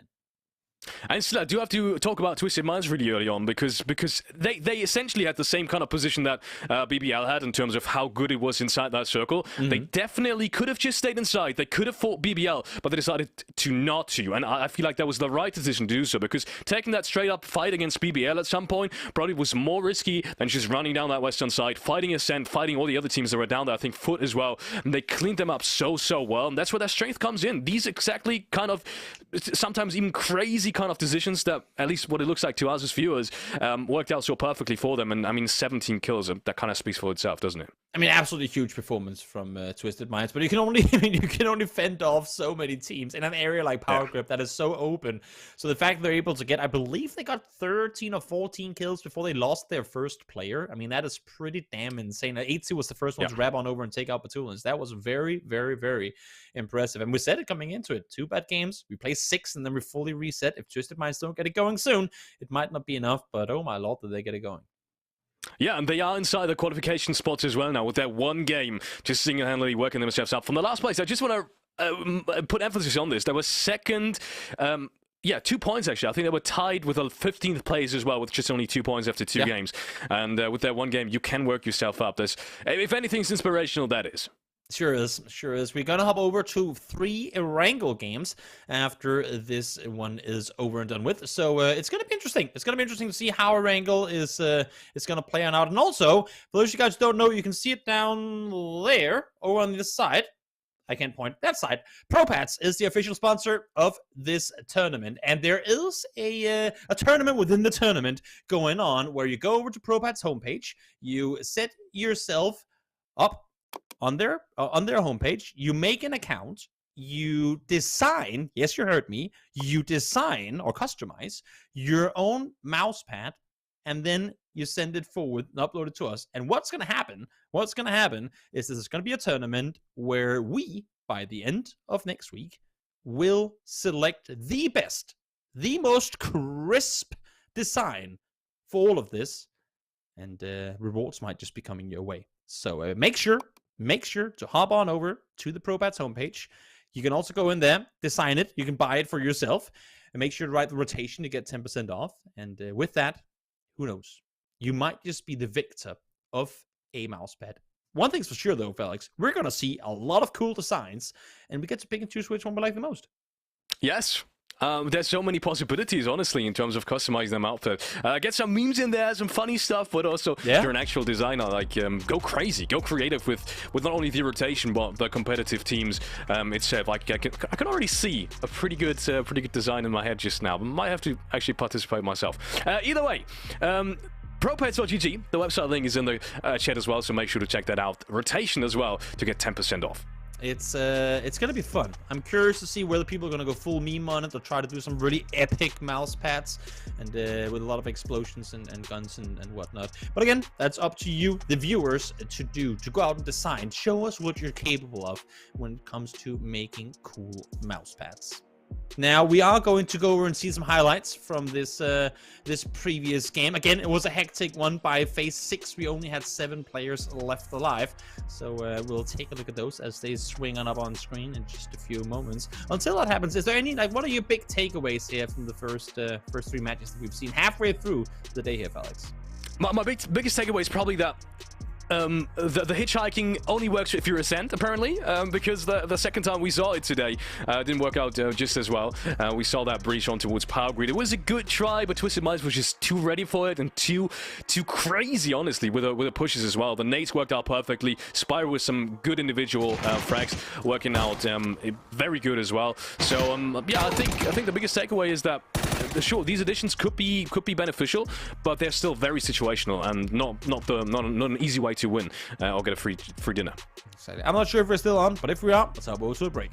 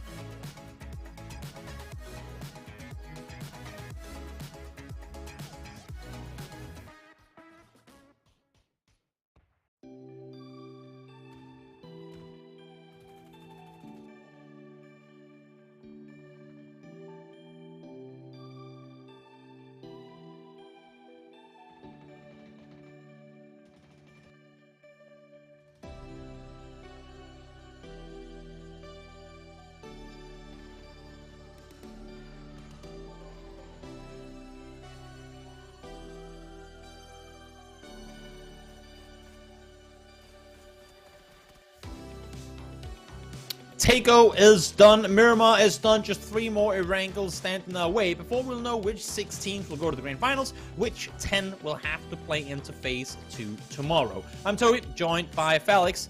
And Felix, we just said it, 3 more games for these teams to show what they can do. And if they can do anything close to what Twisted Minds just did in the previous one, they might just qualify.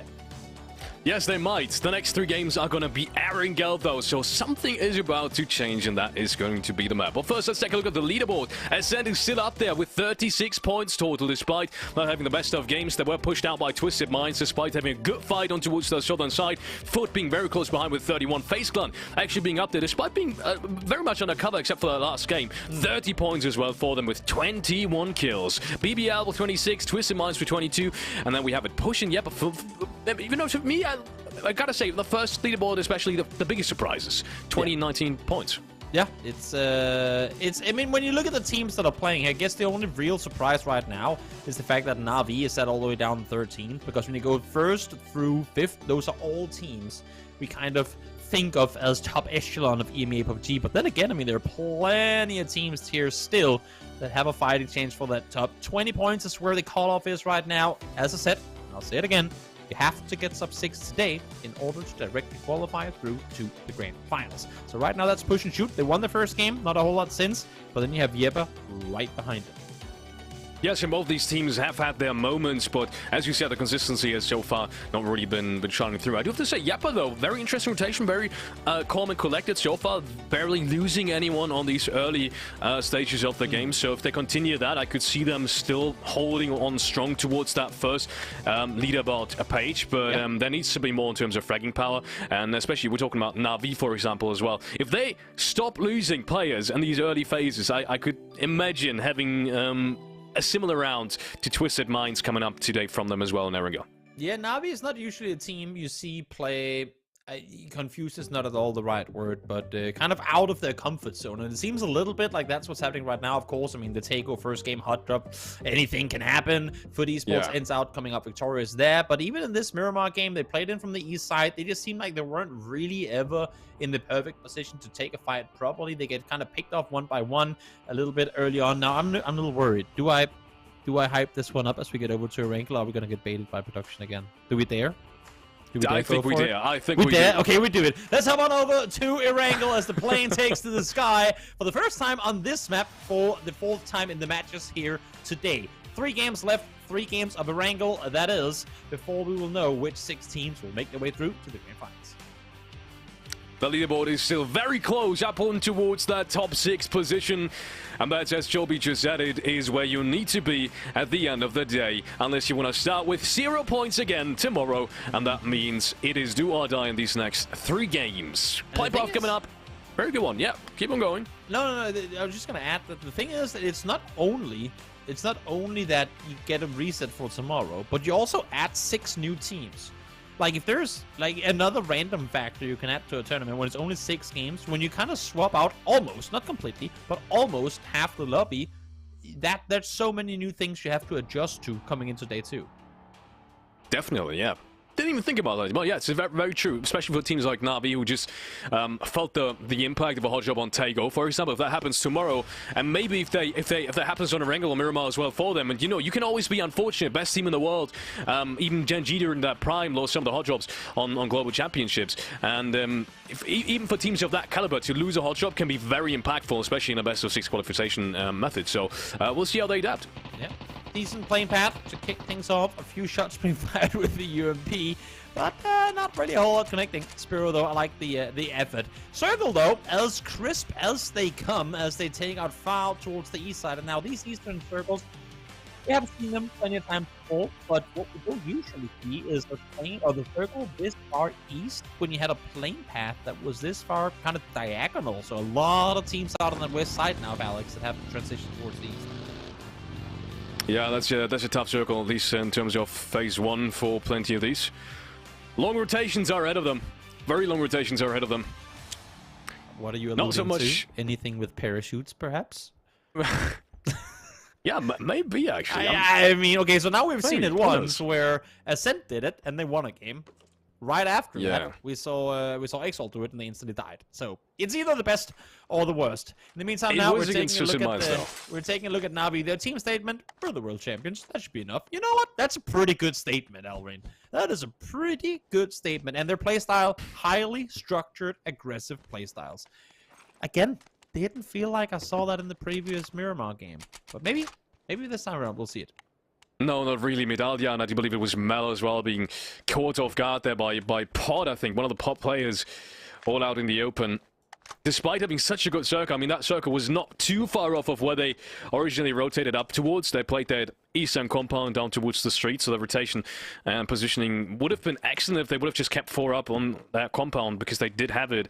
Yeah, unfortunate for them. I think they're going to be kicking themselves. If that would not have happened, if they didn't lose a player right there, that could have been a good potentially high kill game for them as well. Yeah, sure could. In the meantime, now, once again, we see Formulation make their early on rotation. We've seen them do this quite a few times already. Not necessarily with the greatest success. They're currently sat down in 13th, but that's not true. That's not true at all. They're currently sat in 16th. I'm so sorry. I was not looking at the updated leaderboard. But 5 points so far off of their what usually is pretty good Picado and Pachinki rotation options. Of course, this time, the first time we see them rotate out of Pachinki. We'll see how things are gonna fare as they start rotating. Once again, that just goes to show what's the big advantages in terms of looting Pachinki and also Picard on all these centrists up spots. Most of the times you do have the vehicles quite close. You'll be, no matter the plane path, pretty early on the ground, and you do find that loot really quickly if you loot the right buildings, which they obviously know about. So getting that rotation time in even 2 minutes up towards Circle 1, especially on a circle like this, hard shift, lots of water in there, getting position early can be very, very crucial, going into phase 2, 3, 4, and 5. That's something not everyone can do, but especially FMG with their loot spot is allowed to, and that's the great thing that we saw way further back, even Team Liquid do. Yeah, exactly. FaZe still looting Milta. That might cause some issues, because they should be hearing these vehicles coming in real soon, and I'm not sure, unless if they just opt to go on the southern shoreline, which would make perfect sense. Good thing for them is I don't think they're positioned for a fight, but as I say that, not going to the shorelines at all, actually. They're going into the city. That's dangerous. James is... James might just get pulled up upon. I think they did see him. Seems he's ready for the pull-up. James now walking across, and they do wanna fight this. Fighting for Southside Milta early on. I think this is just a matter of bad timing on the side of James being in the position he was, didn't want to be in, and them seeing him there.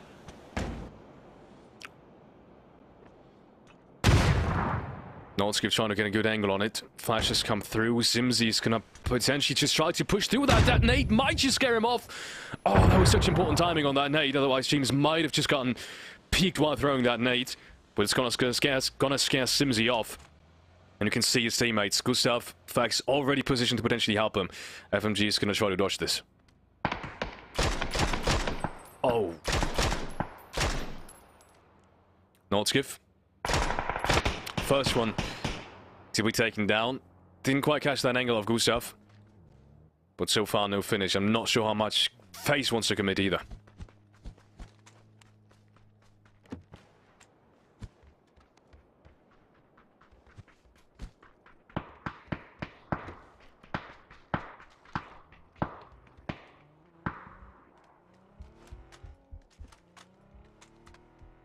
FaZe rotating back a little bit. Not too interested in that fight either. James did make it out alive. And Nordskif, one of the few German players, I wouldn't say few actually. Now that I think of it, we have not had that many German players in attendance at this international stage in quite some time. Team Venture obviously, and Team Ascent being the other teams with German attendance, but Nordskif, interestingly enough, also of German descent, completing that Norwegian lineup, being the first one to be taken down. But once again, he did get revived, so no problem on that side. And with FaZe being rotating pretty early as well, not going to be a problem for him. BBL now finally starting their rotation on towards that eastern side too. And you can see the rotation timings throughout that map. with a circle in phase 1 that far to the eastern side has shifted quite dramatically. Hello again, Felix. Thank you for covering. While no problem. I think I've had more issues today than I've had in like 4.5, 5 years of casting in total. That is that's impressive, but happens. What did I miss? Not so much actually. So that fight between FaZe and Formulation Gaming didn't go anywhere. Formulation did have one down, but both of these teams did in the end decide to dodge, and we do see Ascent with that emergency pickup for their second time, so you might just be back in time to see magic unfold. Potentially. We don't know where it's going to lead, but the timing seems to be quite good again, and once again, that's the kind of thing that I know Ascent trained for in terms of timing. You were talking about, you spotted it even earlier than me, but now that I think about it, Bresco and Kovo, these are the kinds of players to experiment with this. You said it before, and I can definitely confirm that as a German. These are the ones to experiment and try this kind of stuff out, and even that big split now that we see it. So both of these players on different sides of the map using that emergency pickup to group back up. It's quite surreal seeing that in esports now. That is when you have 2 players in Milta Power and 2 players in Primorsk. That is, when you see that on a map, you don't think this is gonna work, but then you remember, oh wait, we got emergency pickups now, and it actually might just work in there. Well, for now it seems to be working all right. We'll see if it's going to continue to stay that way. Ascent has so far got 100% win rate on games where they've used the emergency pickups. We'll see if it's going to be the same case this time around. I mean, Mika and I do believe it was Kayaka already on that far eastern side. They do have a pretty good spot. I do have to emphasize that it's pretty good spot for them, especially. They love to play these kind of edges where they've got lots of control and lots of opportunities to get entry points into the further circles, where they can especially fight isolatedly. And yeah, this exact scenario is happening in this game as well. So I'm not sure if the emergency pickup is going to have anything to do with it, but I can see them. Depending on the circle shifts further toward the eastern side, and they tend to do that, having a pretty good game again. Yeah, we'll see if they do. BBL currently sat in 4th place. Repositioning a bit as they wait for the next circle to pop. Just 20-some seconds to go. I think they definitely must have heard what's happening over on the other side, and for Formulation as well. Having now got full control of Milton, they see them in the air. Just now being fired. Oh, Chris, able to live with the scare. Let's see if they're going to pull up on this, right? Yeah, because they should know it's only 2. Yeah. You would think so. I think it's going to depend on where this next circle takes us, and where is that? Center south, and now there might just be a reason to do so. Issue is, with Nordskip having Monkey Compound and them sitting on the east side of Milta, I think their positions are too valuable to give up for potential, like 1 or 2 points. You got to play. Yeah,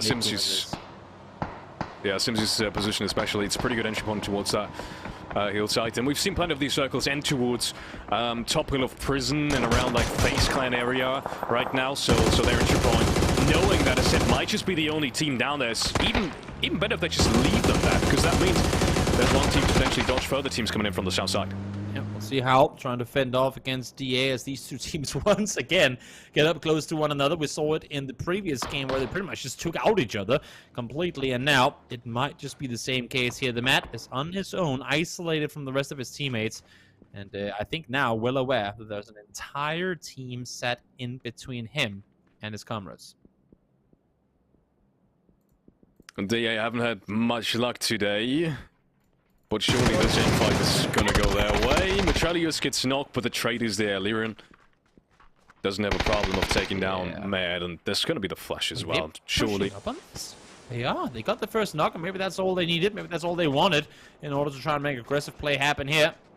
The Turkey on Turkey action unfolds once again, as the first point has gone the way of DA. These nades, if they would have gone a little bit farther, they could have been so strong, but that revive is of right now. It might just go through that nade inside the smoke. Ooh, that's so clone hoot. But it's not going to touch anyone, and that means Schofield has to bail out this one as well. Despite lots of damage we've done, no knock, and that means surely take a position inside the Wizard Tower back again. Yeah, it's a readjustment situation, but the issue is now they're going back down the hillside, but here comes Pod up the hill themselves. Oh, no. So from one fight straight into another, as Hal try to readjust, they're instantly met by Hagatori. What a shot, what a drag by onto Schofield. He was inside the car behind, still hits that shot. Schofield is going to be able to trade one, but he takes himself down with it. And that means it's all down to Legend now. The shots to the left, shots to the right. He's got that AUG, but it's not going to be enough. Pod with that great pull-up on towards Howl. They just caught themselves in a... timing-wise, they just caught Howl in a position where it could not have been worse. Just losing a player, running downhill, then getting a straight drive-by hotshot from Nakatori. Amazing stuff. Very well executed on their side of things. Now, in the meantime, over towards the southeast side as BBL set up against formulation here. Simsy, first one to fall as the inevitable push up the hillside starts happening. They were set in a 2-2 split. Him and Simsy being the ones up towards the north. Nordskip now trying to help a bit, but with them two still being inside the compound on the southern side, I don't really see there being a whole lot they can do to try and kind of get any revenge on this. Unless if they fully commit to it, which I would be surprised if they do.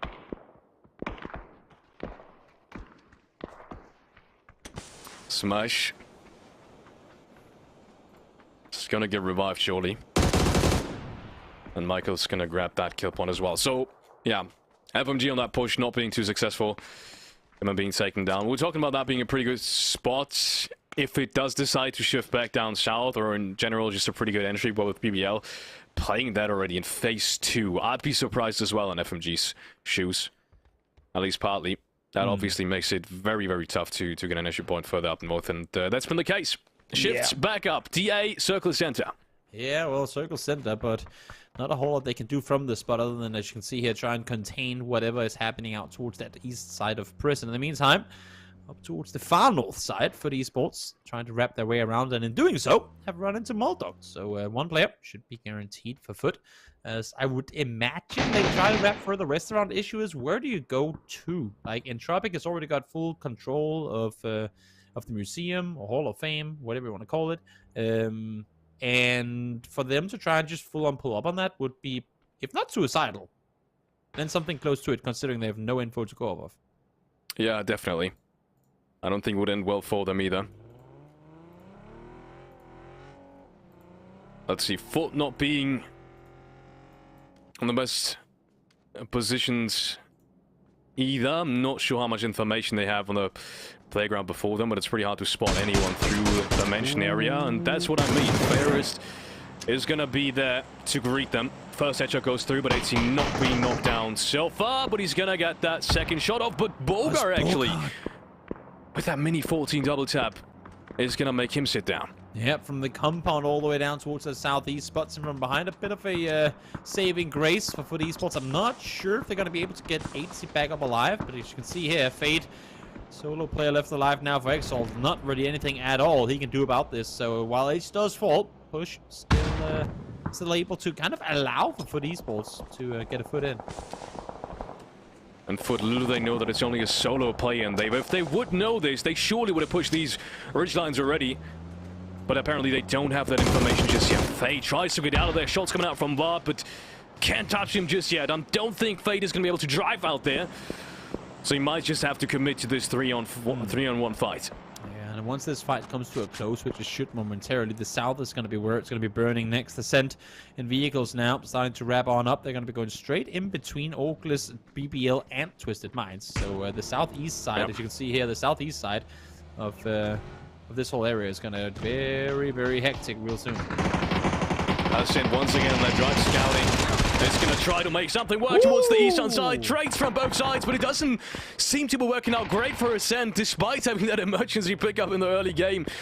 Seems like it's only Kilyakai at this point. With Mika already being flashed, both his teammates laying down towards his knees, but how does he get that one frag and still survive? Doesn't matter. It's going to get taken out by Keppa. And Orcas are going to pick up all of these 4 frags, but Nelkop outside the zone is going to be taken out by the play zone eventually. And then we have it. 3 players still standing. Pretty good hold. Exactly. BBL trying to see if they can kind of gain anything off of it, but a bit too slow to the punch. Now, in the meantime, the circle hard shifting out towards the east. It's prison galore for all these teams to try and rotate up to this one. It's going to be very difficult because, as we know, a lot of the areas in and around prison are surprisingly open hillsides. So difficult to maneuver through for all these teams, which is essentially half the teams left alive that now have to try and make their way out to the east side of the circle.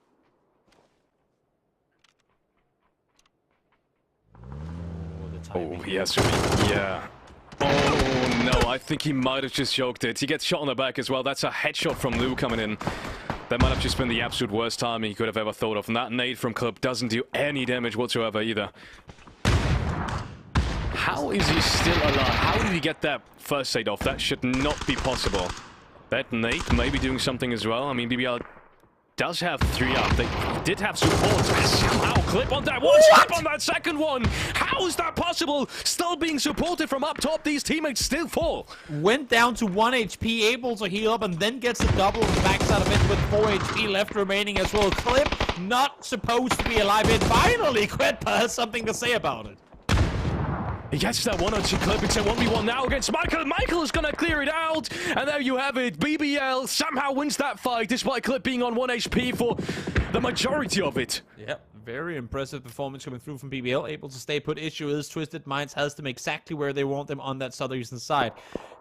Good thing for BBL, I guess, in this is that Twisted Minds is split 2-2, so they can't fully commit to it. And up on this side of the circle, now we were saying it just before, teams have to commit to the prison.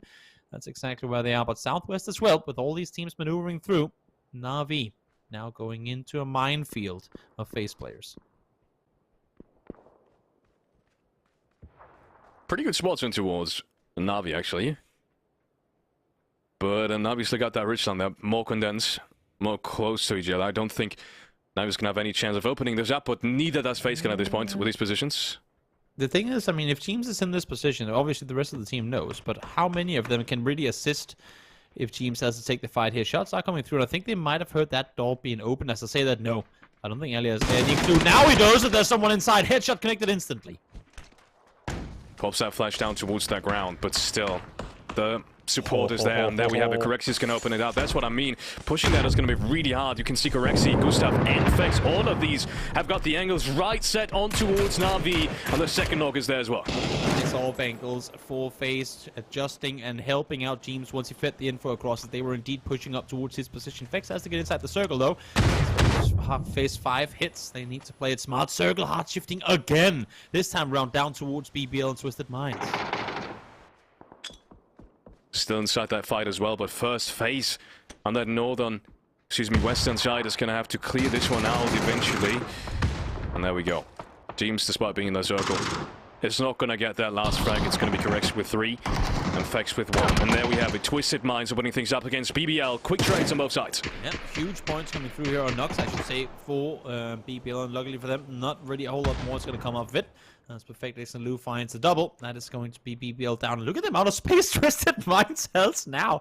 They've got pretty much half the circle to themselves with half the server still alive. That southern side is just, especially considering it's Twisted Minds now with that amount of space. It's still very dangerous. Despite not anyone being there, I still wouldn't want to be there. With Twisted Minds just running around and trying to fight everything, it's going to be interesting seeing what FaZe is going to rotate in. Yeah, it sure is. How are they opting to play this? Are they aware of what happened on the southern side of the circle? Obviously they should be, but maybe they're feeling good about that western side of the circle, because the way the mountain is set up right now, they should be all right with where they are. Lyron peeks on over, finds Putt. They knew they were coming in. They've been running forward for a while, but now they got to stand strong. Utility coming out. They were sitting in this position for quite some time, so they didn't really have to use a lot. Rox is gonna make a stop sign right then and there, though, with Hoot being taken out, another player being taken down very low. 2 quick knocks against DA. And with Hekatori being the only one down low, them losing one early, this still looks pretty good for Hood. I was gonna say you'd have to imagine that FaZe gets points off of this, but right now it's actually FaZe being taken out. Fate finds 1. Correction has fallen already as well. Gustav, Fex, solo players left alive here. FaZe had to decide, do we ravage south here, do we play it north? Little did they know they had all the space in the world, and they're now running into the entire server towards the north. And right then and there, that game just fell apart for them. Losing these 2 players was the worst thing that could have happened for them to be able to control that western side. Kind of the same story as with the first game, essentially. Yep. Push and shoot, on the other hand. They're going to be able to clear their side and still rotate in. And with that much space, we talked about that much space on the southern side, the opportunity to still be 4 men up for push, once again, is there. And they're one of the only qualified teams inside their top 6 right now. Still being 3 potentially now up, and 7 kills already. That's pretty good standing in game number 4 right now. Yeah, FaZe Kind of conceding this one on the north side, wrapping back down towards the south. And again, I mean, Twisted Minds, how they're spreading out now, taking full control towards the north and the east side. But in the meantime, they have to continue their way further forward, and why not do so? Taego landing an 8 right on top of Code Margo. Really high impact player in this phase 1 stage of the tournament so far. FMG still being down in prison. Not sure how they're gonna try to get out of there, but yeah, we'll see. Twisted Minds, though, just look at this map. They've got more than just half of it. I kind of want to say they've literally got the entire circle, yes. Perfectix is the only player inside the circle with 14 lives. That is not too often you see that. Now, in the meantime, I think FaZe has realized that, wait, everyone is up towards the north. Can we just peek over with no one looking at us? Are we allowed to do that? And I think... yeah, that's when they realized, wait, we should have just sat up here the whole time. We should never push down to begin with. Yeah, they did have this space to try to make something work, and I can't even blame them. If not for their solo with, you know, Fate being down the western side, I think it would have actually worked out great. I mean, 2 nades on towards pod, and that would have been a lot of frags, but yeah, then again, as you said, there was space up north. They could have taken it. They decided not to, and that's the risk you have with the best of 6. Exactly. Exactly. You gotta sometimes dare to go out and make a play. Sometimes it works for you. Sometimes it works against you. And for FaZe right there, didn't exactly go that way. But now, with them pushing over the top, a little bit of info being fed across, with 1 going down, 2 going down now, actually. As Twisted Minds finds the double, 3 now make that, as Spiro finds a double for himself. So 10 kills again, double-digit games for Twisted Minds, 2 games in a row. And FaZe Clan just, they must have just laughed out loud, because they literally were in the sights of the PUD players of Levante. They were just about to shoot, and then Twisted Mind comes in and just headshots all of them, takes them down, and makes FaZe Clan still be alive in the top 5. Oh, you're gonna push FaZe? Nah, you're not. You're not. We'll see to that. See to that is not gonna happen. In the meantime, from Malaysian, not a whole lot more they can do than try and wait this one out, see if they can maybe grind some placement points. But little do they know that I don't think there's any more placement points for them to grind. Intense does manage to get a mid kit off. We'll see if he can get more. Booster to Buffalo, but I don't see him getting anything here. No, he's going to be taken out. The question is only, is he going to be in 4th or 5th place? How many more firsts does he have? Because Heaven is still on that brink as well. As we are going into that top 4 scenario now. I mean, DA now being taken out as well. He's still alive though. 6 first states on Heaven. Intense. Okay, Heaven goes down first, so they could actually make that top 3. Wait, the top 3 might just get 2nd place as well. He does! What? I thought they weren't even going to get out of top 5, and there you go. Dies to the blue. Twisted Minds with as free as they come in the end of it there. They did have to brawl through quite a bit of it. Again, smart decisions made on their part out in the southeast. But Formulation, within 3 seconds, he went from 5th to 2nd place. That is exactly what you want to do there if you're them, trying to grind more points. Yeah, we were talking earlier about how that position in prison might just be the best case while everyone above you is fighting, and they surely don't have a place out of there. But apparently they have the first states for it, so, you know, doesn't matter in the end. Exactly. Now, we talked about the Guess the Pro tournament within the tournament just before. We have another kind of content thing lined up. If you find a situation, regardless of what it may be, that you think is highlight worthy, the ultimate highlight, post it on Twitter using the hashtag #TheRotation, and a winner will be selected, and they will get themselves 1,000 G coins. So if you find a good highlight, clip it, post it on Twitter using the hashtag #TheRotation, and you might just be the winner of 1,000 G coins. But back to that game, Felix. What a hell of a... I mean, again, similar to the previous one, massive hard shift to that east side. First circle was evil enough already, but then it just kept going out there. Yeah, for all of these teams coming into the southern side, it was very crowded, very hard to push up there. And I was talking in phase 1, phase 2, early on already, that these kind of circles, they tend to end up towards like Prison Hill. And in the end of the day, it did. But that only favors the teams that are already there in phase 1. So despite Formulation Gaming being the first one to rotate, they didn't maybe have the position in the end to win it, but they still make good points. And then again, we do have to call out Twisted Minds as well. I mean, something just snapped of the first 2 games, and they just seem to be unstoppable. Exactly. They want to get these frags, and they do get these frags. They sure did, and the way that they went about it too, when all the action was kind of happening on the north side, on the northwest side, they didn't seem to care too much. Then the action comes closer towards them on the south side, and they knew exactly how to deal with it. Spreading out, taking full control, playing in a very Twisted Minds type of playstyle. But that was the first Erangel of the day done. We got 2 more left to go until this day is over, and we find ourselves our top 6 for the grand finals. So stick around, we'll see you right after this break.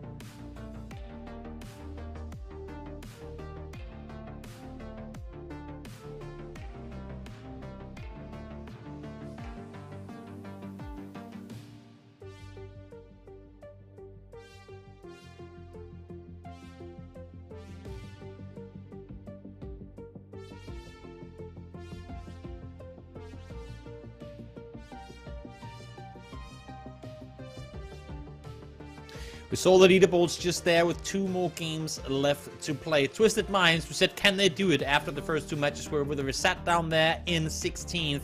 Back-to-back double-digit kill games, now they're in first. I'm Toby, joined by Felix. As I just said, 2 more games left to play. Felix, curious, can Navi maybe now do the same as we just saw from Twisted Minds? Yeah, I was saying earlier, I mean, we should never count them out. But then again, they haven't really shown that highly structured, aggressive gameplay that we expected them to play, especially in a lobby here with a couple of less experienced teams as well. They still weren't able to kind of get a grasp on the lobby. If you ask me if they're gonna have a good game today, yes, I do think one of these next 2 games is gonna be a good game for them. And I mean, we all want to see Example, for example, just pop off and have a great game. I mean, there's few things more beautiful than that. It is, when Navi plays peak PUBG, it is indeed very, very enjoyable to watch. But for now, it's other teams that are doing exactly that. We talked about Twisted Minds already and how well they performed, but to kind of go back to Navi, but at the same time not, I loved the approach that FaZe Clan took to the fight with them. It seemed for a while like Teams was kind of out in an island with him being alone down on the Wizard Tower, but instantly, as soon as the push came through, you see Corexi land a singer of a headshot with the bolt action to take out one. He peeks around, Vex is there instantly to help with the other. I feel like in times where we've seen FaZe, I don't want to say collapse under the pressure, but have a hard time putting up or setting up these really structured fights, this one, I mean, looked absolutely phenomenal. Yeah, and I was saying beforehand, I don't think any of these teams can afford to engage this, because if FaZe Clan pushes down the ridgeline, I mean, obviously Navi is going to take them down. The same happens to Navi. This is such an open space. All the angles are in FaZe Clan's favor. I was very surprised to see Navi still wanting to make that push. I'm not sure if they knew that James was in there and he wasn't a solo and that he was supported that well by his team. I think that can only be contributed to a misread of the situation. Yeah, definitely. We're taking a look here at the leaderboard once again. And again, I'll say it for anyone tuning in late.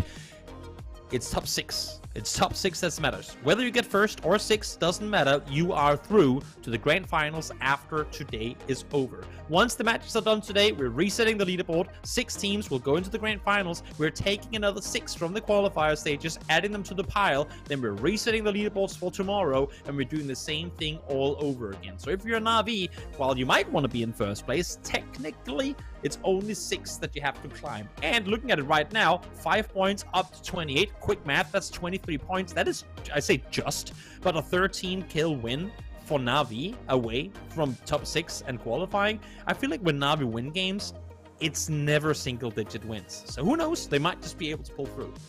Yeah, it's really just incredibly close. Also, looking at 10th, 11th, and 12th place, all these teams with one good game are very much inside the top 6. But I do have to emphasize one thing: push and shoot. They've been very quiet throughout these games, but so far they've always picked the correct edge. They've always had very good rotations.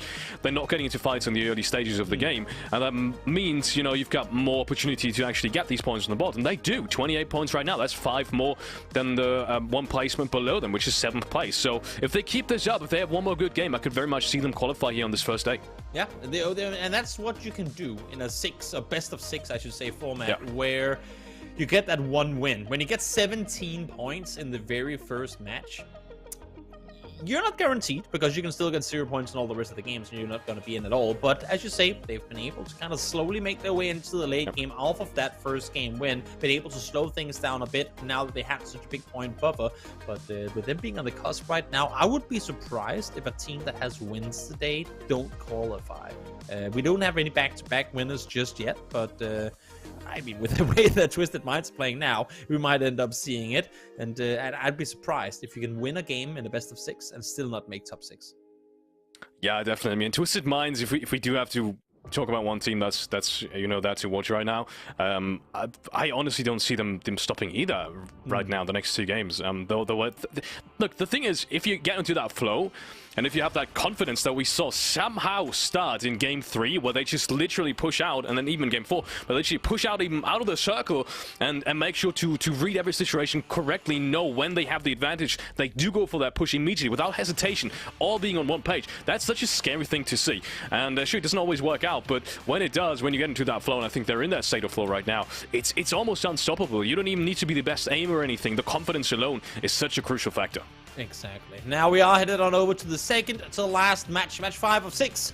As we take to the skies once more. Send jumping out early on. Might as well. It might not be the last time they're in a plane this game with with what we saw from them in their previous one. They have been the team so far, Alex, I think that we can safely say, has been utilizing the emergency pickup the most. Yes, definitely. Well, we'll see. I mean, they had an interesting stretch in the last game as well. 2 players over in Milta and 2 players in Primorsk, and they did use it again. Obviously we didn't have the whole grasp of the situation in terms of you know, analyzing this right now, but that's an interesting scenario I didn't even think about as well, right? You can have people in, or you can have your teammates in different spots of the map and still group up for phase 2 and phase 3 safely, as safely as it gets, right? Because you don't need to thrive through the whole map, which first of all takes time and is incredibly dangerous nowadays. I say nowadays, but literally since today, essentially, in PUBG Esports, there's so much more capabilities in rotations that are being opened up by emergency pickups. Yep, it's true. It's gonna allow for more daring early game playstyles, that's for sure. Let's see, now he has Face get into a vehicle. Last time we were hard on the eastern side. This time around, BBL gets himself a freebie as this one swings up towards the north, pretty much as far north as these first circles come. So it's going to be everything up for grabs for BBL, but sometimes that can also mean trouble. We see it so often, or have at least in the past seen it so often, where teams that spread out early, and like in this Averni looting team that spreads out early, they get too eager to do like wide splits, and then they end up taking casualties in the early game because they're trying to maintain control of like 3 prio spots. Yeah. Football is also a team to, yeah, we could talk a lot about them today, and we probably should. We haven't really talked about them enough today, but yeah, I'm not sure if they were up to their standards today so far either. They had their rounds, especially Taego, where they started off really strong. But I still think some of these situations, I mean, don't get me wrong, they played phenomenally today, but I still think there could have been more in there to some degree, especially in terms of fighting. We are 4 weirdos that somehow made a functioning team together while being super boring in the meantime. We couldn't find any worthy coach, so T-Bone has to play IGL and coach at the same time. Their playstyle is definitely not structured, aggressive, and quiet and concentrated. So they're concentrated, but not structured. I like it. And also, I guess if you're out there and you're an aspiring coach believing that you can make top tier esports coaching, it's maybe this is your job application that you needed. Write to Foot Esports and say, yo, T-Bone, you want to not be the coach while you're playing? Because I can do that for you. Yeah, who knows? Maybe we just found someone watching this broadcast right now who's actually gonna write a detailed. I mean, you might as well. Yeah, you know, write a detailed email towards them. Who knows? Who knows what's gonna happen? No one. Look at the circle. That's what makes it so interesting. Let's see, Yepa. Yeah, Yepa is sending 2, make that 3 actually. No, make that only 2. Up early on. Let's try and claim some real estate. Kind of the pre-emergency parachute rotation. But I'm seeing the remaining 2 players in vehicles too, so it should be alright.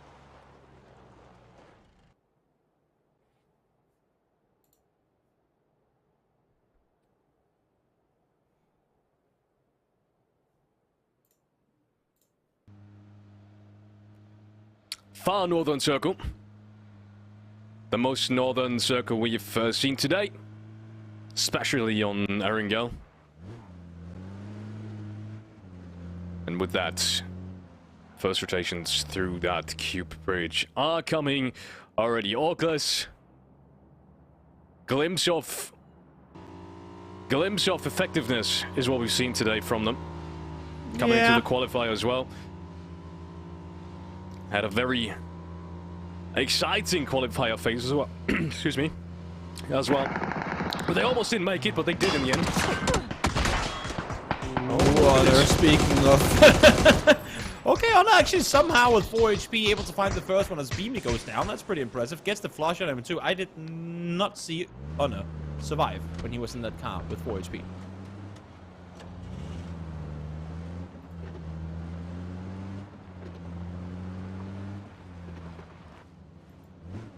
Was that the grenade launcher? It might have been. I couldn't see from where I was. But I was able to pick him up though. Either it's him smoking himself off or the other way around. I'm not quite sure. But now we're seeing the rotations are coming through. And as I said before, I mean, not seeing Honor surviving that one, but able to do so. And Foot Esports down 1 early on. They've lost 80 in the early game now. And now they lose Beamy here early as well. Not the way they wanted to kick this game off. But we'll see how they play without the Dane. And dropping such a strong, skillful lineup in terms of fragging power as well. but also one of the teams that I've missed the most today in these late game circles. Nailub, I've got him on my fantasy teams as well. He's been... Yeah, he kind of came out of nowhere back in 2020. Played some time for Raise Your Edge and some high-profile tournaments, and my goodness, if you see him play, if you see his POV, absolutely crazy fragger. But so far in Tropic today, it's been rather quiet, especially in the early game. Yeah, it's been dangerous for the last while picking in Tropic players on your fantasy team. I've done it too, and sometimes been heavily rewarded, and sometimes not quite so. So we'll see with the addition of Mexi, the latest addition to the team, and them just coming off of although it being a smaller tournament, still a tournament win. We'll see how Entropic are able to fare through the phase 1 and potentially phase 2, depending on whether or not they can make top 6 by the end of today in the rotation tournament. They will need a huge performance now in this or the next game, surely.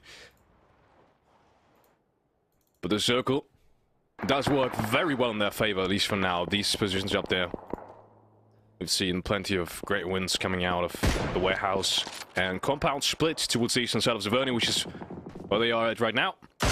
And despite it being crowded so early on already, it's still very much a good split, very hard to breach.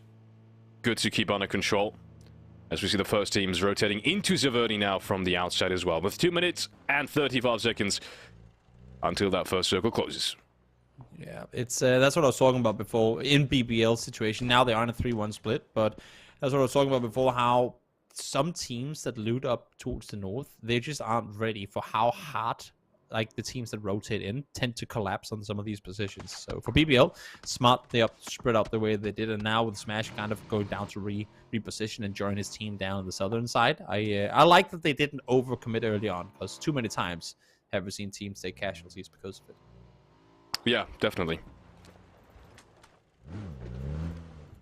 We'll see. I mean, we've seen these shifts towards the west, towards the east of Zaverni plenty of times. Not really too much to be talking in terms of circle patterns just yet, but BBL should be set up for both of these shifts quite well.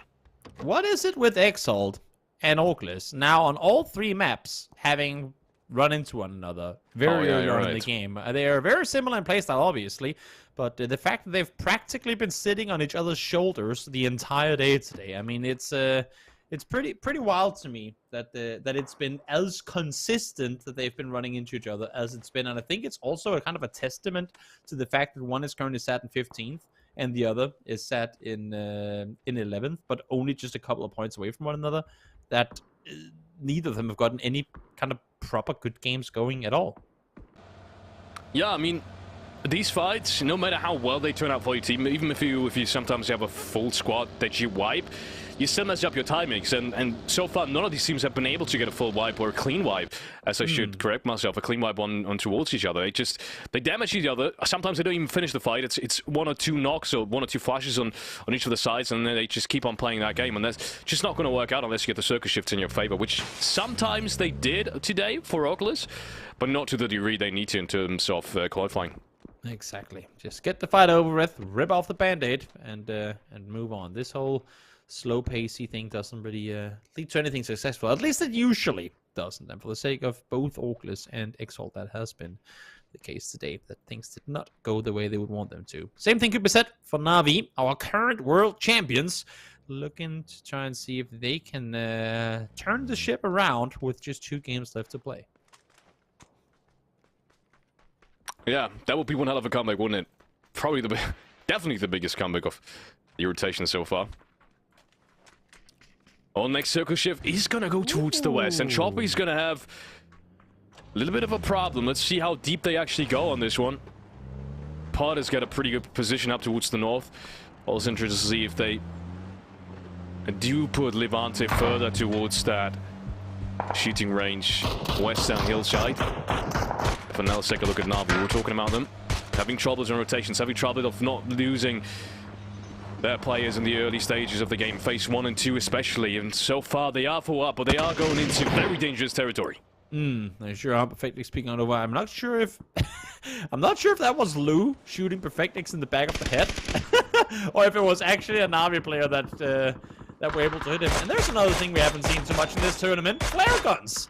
Not something that we've seen any team utilize, but when you have a center compound with no one in a position to do like proper damage to you outside of you just saw Uber shooting towards him, why not? Why not pop a flare gun and see if you can get yourself some low 3K? Venture also a team that's been very quiet. 13 points so far. Once again losing a player on the rotate.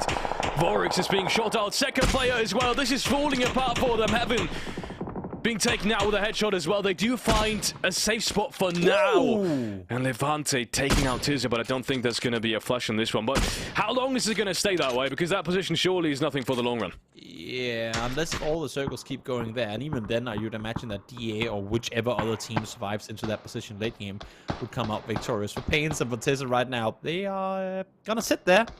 And then they're going to sit there a little while longer. And then they'll probably die. Yeah, that's pretty good. but actually, I'm going to have to take this one back. You know what we said in the very first game? Excuse me, in the very first Miramar game. Okay, so what you're saying is that they're going to get second place now. Yeah, totally. Of course. Kind of has to be that way, right? Yeah, you're not wrong. I mean, in all fairness, while Venture is currently sat in 13th with 13 points, they have been able to make late game quite frequently. So I'll give them the benefit of the doubt and see that if they, with 2 players left alive at 12 minutes, can make placement points, that would be very impressive. Oh, here comes another one. Where are they going, though? I'm not sure. It's always so interesting because the map feed doesn't show that they're rotating it. It just shows them miles out in the blue. It's not until they pop their parachutes that they actually appear on the map feed. So we'll see now. Where are they flying? Because they just rotated outside of the circle, essentially, or more towards the edge. They came from closer towards the circle center and did want to try to reposition towards the western side. It's not a bad edge.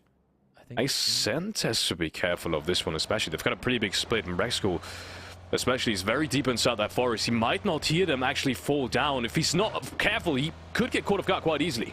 Yeah, I think they saw them, though. You saw Mika, and I mean, all the players are currently looking up towards the northwest, and I think that's why Brexco is leaving. They saw them all up there. You do not emergency parachute the emergency pickup team. That's just, I mean, Ascent is our champions of emergency pickups, and you can't do that to them. It's simply not happening. The thing is, they had to go far out into the blue to get vehicles now as well, so we'll see how that's going to unfold. In the meantime, back towards PUBG Esports we go. As Orkless currently chilling, but about to be exploded. Yes, foot above them, already cooking their nades. Vard, oh, he sees the second player as well, actually, but he can't quite get the angle right. 18 instead is going to open it up. Weston goes down, headshot comes through. Ezelar is going to do the job. And the second player is known as well, I think at least. I mean, he looked right at him, even though 18 currently is not. So looking for that flush. Hood, in the meanwhile, is going to nail cop. And there we go, there goes the flush. I mean, Orkless is going to break today. Now they're trying to drive away. You would not imagine that's going to work. Nope, no chance. Indeed it isn't. 80 finds Quetba, and that's Orkless out in 16th. And as well as that, Orkless is still potentially in a position next game to qualify with a very good game win. So that just goes to show you. I mean, best of 6, you can never count anyone out, and especially despite the early fights, they're still in 11th place. Yeah. DBL not trying to wrap on the hillside. Who would have thought that the team that loots Severny, the team that had everything to pick and choose from, is now one of only 2.5 teams outside the circle in Phase 3? The double shifts away from BBL have not been kind, and now they're the ones to have to try and find a way into this next circle.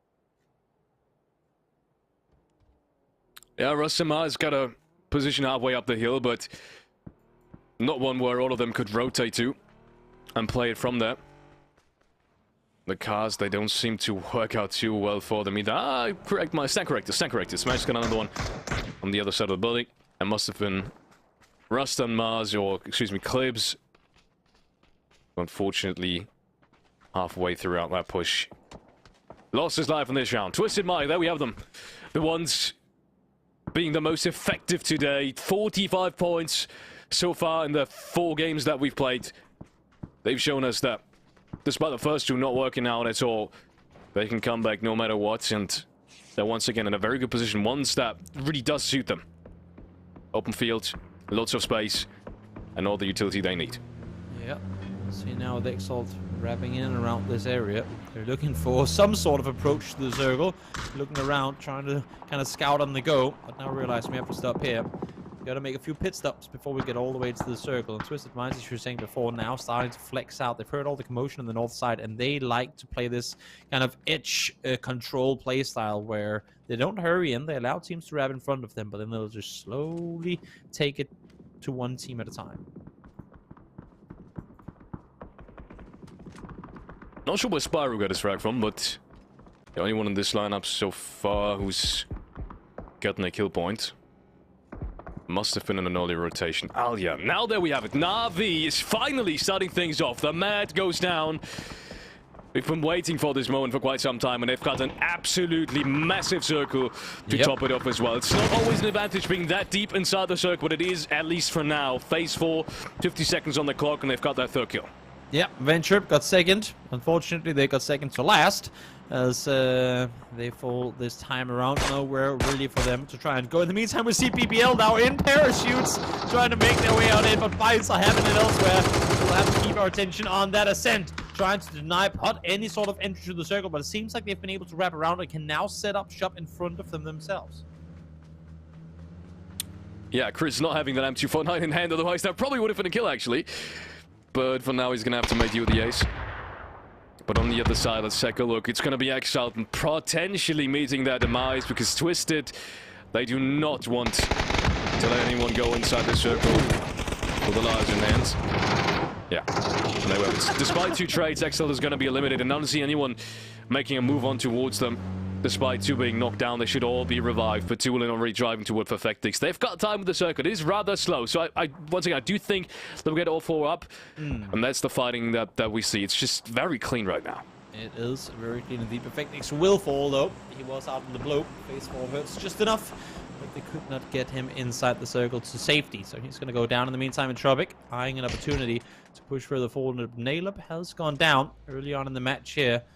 Now, they're trying to get some sort of angle to push further forward. Now, as this fight comes to a start for Esports against Pot, PPL were the ones to parachute in, and there is your P90 up from behind. Satesy falls down. Chris is already sneaking up on towards the scenario. I'm not sure why exactly he's all alone over there, because I do believe his teammates are all up, but that's exactly the kind of stuff that Chris does, but he's going to get punished for it. Rustamar with his second one. The P90 comes very handy. Yep, so much damage coming out of this up-close beast of a weapon. As, a lot of casualties has come their way. Trying to stay put. Issue is not really happening for them. Pin able to find Michael, so a bit of the pressure alleviated. Still, Bot has to make a move on towards that Richland. It's going to be Ascent, potentially cutting them off on the rotate, because I can't see them just going straight through that very far a plane ridge, but apparently they do. So they don't want to commit to that Richland that Rustamar was originally peeking, because I do believe they still think he's playing there, but he's not. He's actually fallen back off. And they don't even have to. With Avante getting another frag onto Vlad, it works out either way. Pin opening up things against Rustamar now too. This is working out very well for Port. One of the teams coming into the qualifier with the most amount of kills and the most amounts of points total being racked up as well. Michael, solo player left alive now for PBL, trying to stay alive on the other side. They know exactly where they have him, and I like the approach that Pot has on this one. Just slowly pushing forward. Again, kind of a one person at a time sort of engagement strategy where they don't overwhelm themselves with opponents in front of them. They just spot one, take the fight to him, and then wrap further forward. Na'Vi now getting into a little bit of trouble, being pulled up by Ascend, and it's not even going to be a trade as Mika gets the frag on 202 bar. And the team is there to support him, but right now Ascend, with all the cars, with all the hard cover, seems to be in a very good position to potentially just hit this one out until the next circle pops. And they do have that frag on Nuba. He doesn't look like he's going to be able to get revived. Just too close. But they, never mind me, do decide to potentially reposition again.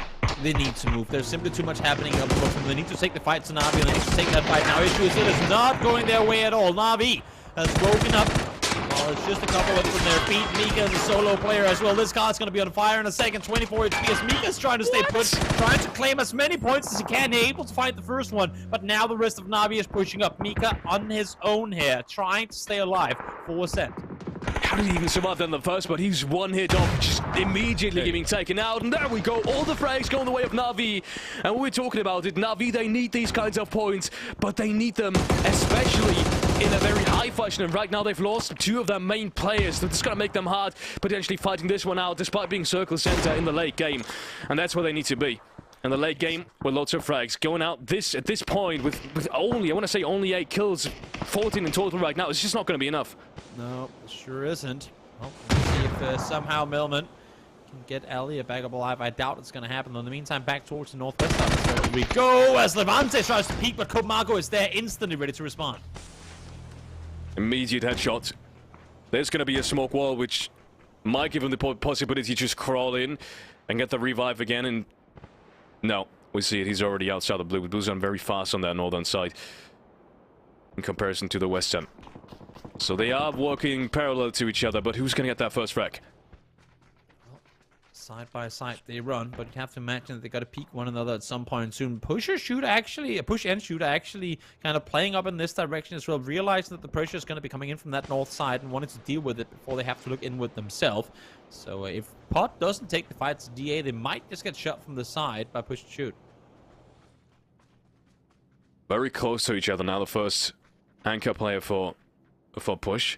They should realize there's going to be someone coming in from above them, but for some reason Schengen doesn't have that angle covered, and his teammates are very far off. That's a very aggressive split, and for now it doesn't work out. Marco is going to take down Hakatori as well. That just leaves Spin and Rocks, and both of these have to fight uphill. Marco with another one, I do believe. No, excuse me, it was Blazer actually, from all the way back. And there we have it. Pod being eliminated in 6th place, and somehow DA still finding space to play. Marco, though, being shot from all the way down south from FaZe Clan, who's now got the majority of the circle. Yeah, nowhere else for him to go in that one, unfortunately. But FaZe, in the meantime, I mean, it's been a very quiet game for them on that southern side, but Gustav able to wrap up, and I believe it was get the one of the players of Na'Vi and then kind of spread out and allow for his team to kind of regroup on his position. Has really granted them a good position to play from here. Corexi finds one more with the gold action as Synthelos tries to get one onto Na'Vi as well. Na'Vi has been able to get one more up, so Sat2 alive in the shack now. Push losing that massive amount of space they had early on. Now being forced to play a little bit more passive. One of the players which you saw got knocked as well. Quite in contrast to what FaZe Clan is doing right now. Getting all the angles, the massive amounts of angles and space they have, and using it to the absolute fullest. There we have it. Fex, for example, spawning out more of these players. Has to be careful. There's still one player inside that house. I'm not sure if he saw it or if he was just anticipating it. But doesn't even matter so far. They've got the control. They should sure... I mean, FaZe, this is their round to lose, isn't it? You'd have to say so. Unless if they get completely collapsed upon by both Push and Yippa at the same time. Issues they can't really, like, they can't even get into a position where they should be able to do that. So with the way the position is set up right now, you'd have to imagine that FaZe comes out victorious. Na'Vi, they did make it into that top 5, but once again, it's only 16 points after the horrible rounds they've had. If they go out right now, I don't think that's going to be a possibility for today. Still plenty of teams inside their top 6 alive in that late game circle now. And we see that push coming out. Yeppa, one of them. It's going to be Olseng being taken up by Gustav. Another very long-range shot coming out from him. And James as well to follow it up. Second knock as well. As Revent falls down to the floor. Yep, only second kill coming through. Full FaZe Clan. Again, quiet approach, but they don't necessarily need the kills as long as they can guarantee themselves replacement points to secure that top 6 position. Fex, as you can see here, not completely sure of where the opposing player is. There he is, over the top, spots him. Second time around, Gustav finds one onto Bogat as well. So now, FaZe, while they were a little quiet earlier, sure starting to show dominance now. Gustav has to be careful. He just hit an absolutely crazy turnaround shot onto, I believe it was Bogat. And just barely got not taken down from distance. But push, yeah, for them it's falling apart as well. They're not having the playground, they're not having the space. Lots of angles being taken out by FaZe, despite originally both of these teams being 4 up. You can see FaZe Clan utilizing their space way better. Yeah. 5th kill. Full FaZe as they try and sit tight. Push with just 2 left alive. 1 behind. deployable shield. Again, I mean, granting you cover where there is none. Yeah. Proving to be very, very useful. One of the new additions to competitive PUBG. And this is the exact situation where you want something like that. Issue is Gustav doesn't care. Able to find him, takes him down, and now they take the circle too. Fex, I think he just barely spotted out the two Na'Vi players up there, and that has to be the points they want to grab in this late game scenario, surely. Don't think they're going to let them... Actually, did they see them? Doesn't look like they're going to rotate back down. Because if they did, they surely would have just hard-scoped that one. Either way, then loss being taken out now. Same goes for Zorf. More frags being put up by Faceclaim. Now the rotate comes in. James shoots him out of the car as Mailman goes down. And another point on the board. And at this point, it's just cleanup time. Yeah, it is. And for Push, I mean, they were the team coming into this game that was out on the cusp. Na'Vi needs all the points they can, so I think it makes sense for Alia to just sit tight and wait this one out. They know that he's going to get top 3 at least at this point with 6 people left alive. Obviously, he knows that there's at least one more team other than him up and alive. Nice shots connected onto Gustav, but I see Vex up close. I see a nade, and that is going to be Alia down and out. And that's the facts we know. Not going to miss that one. Another one on the board, and that just leaves Push with another second place. And we were talking about Push beforehand. He's going to nade himself. Not even going to get that kill to them, even though it wouldn't have mattered because Facecam is the one team above them.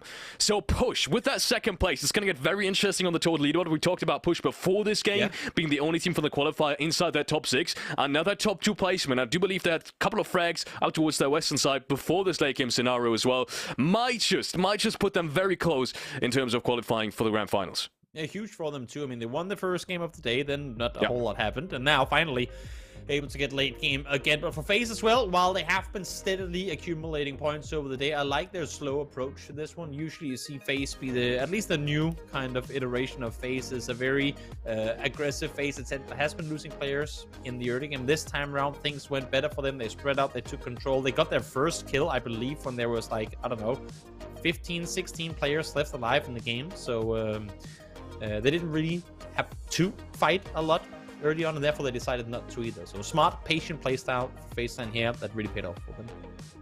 Yeah, 100%. I do have to mention Na'Vi though. I know we were talking about a lot about them in the game. That was the first time they actually got into a position where they could have potentially made a lot of things work for them. They had good circle center. They have all 4 players alive, and then Ascent came just crashing down on them. And no matter what, I mean, they won the fight in the end.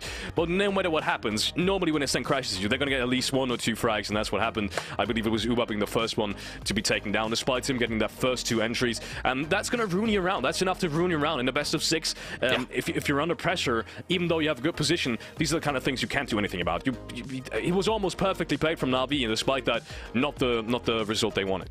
Exactly, and I'll say it again, as you kind of alluded to here. For those of you guys who've been here for the entire day, you will just hear me repeat myself, but it's important to mention because it is a new type of format.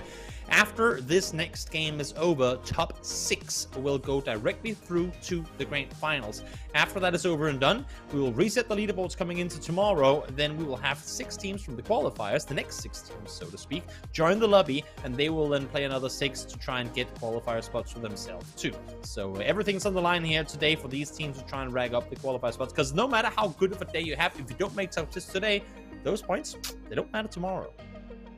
No, they really don't. I think we're heading into a quick break, if I'm not mistaken, and make sure we have a little bit of a game going on throughout the day, throughout the pauses especially, where you can guess the pro. We have a couple of phrases, something that, yeah, you might not know. You might know about some of these players. If you do, spam the name in the chat, and you might be able to win something. Yep, it's going to be very, very, very exciting. So do make sure to stick around in the break, and you might just net yourself 1,000 G coins. G coins, always amazing to have. Get yourself some of those cool skins out there in the game, whether they be progressive or team skins or whatever they may be. Always nice to have some G coins at your disposal. There's a lot of small interaction games going on throughout this tournament, so do make sure to stick around.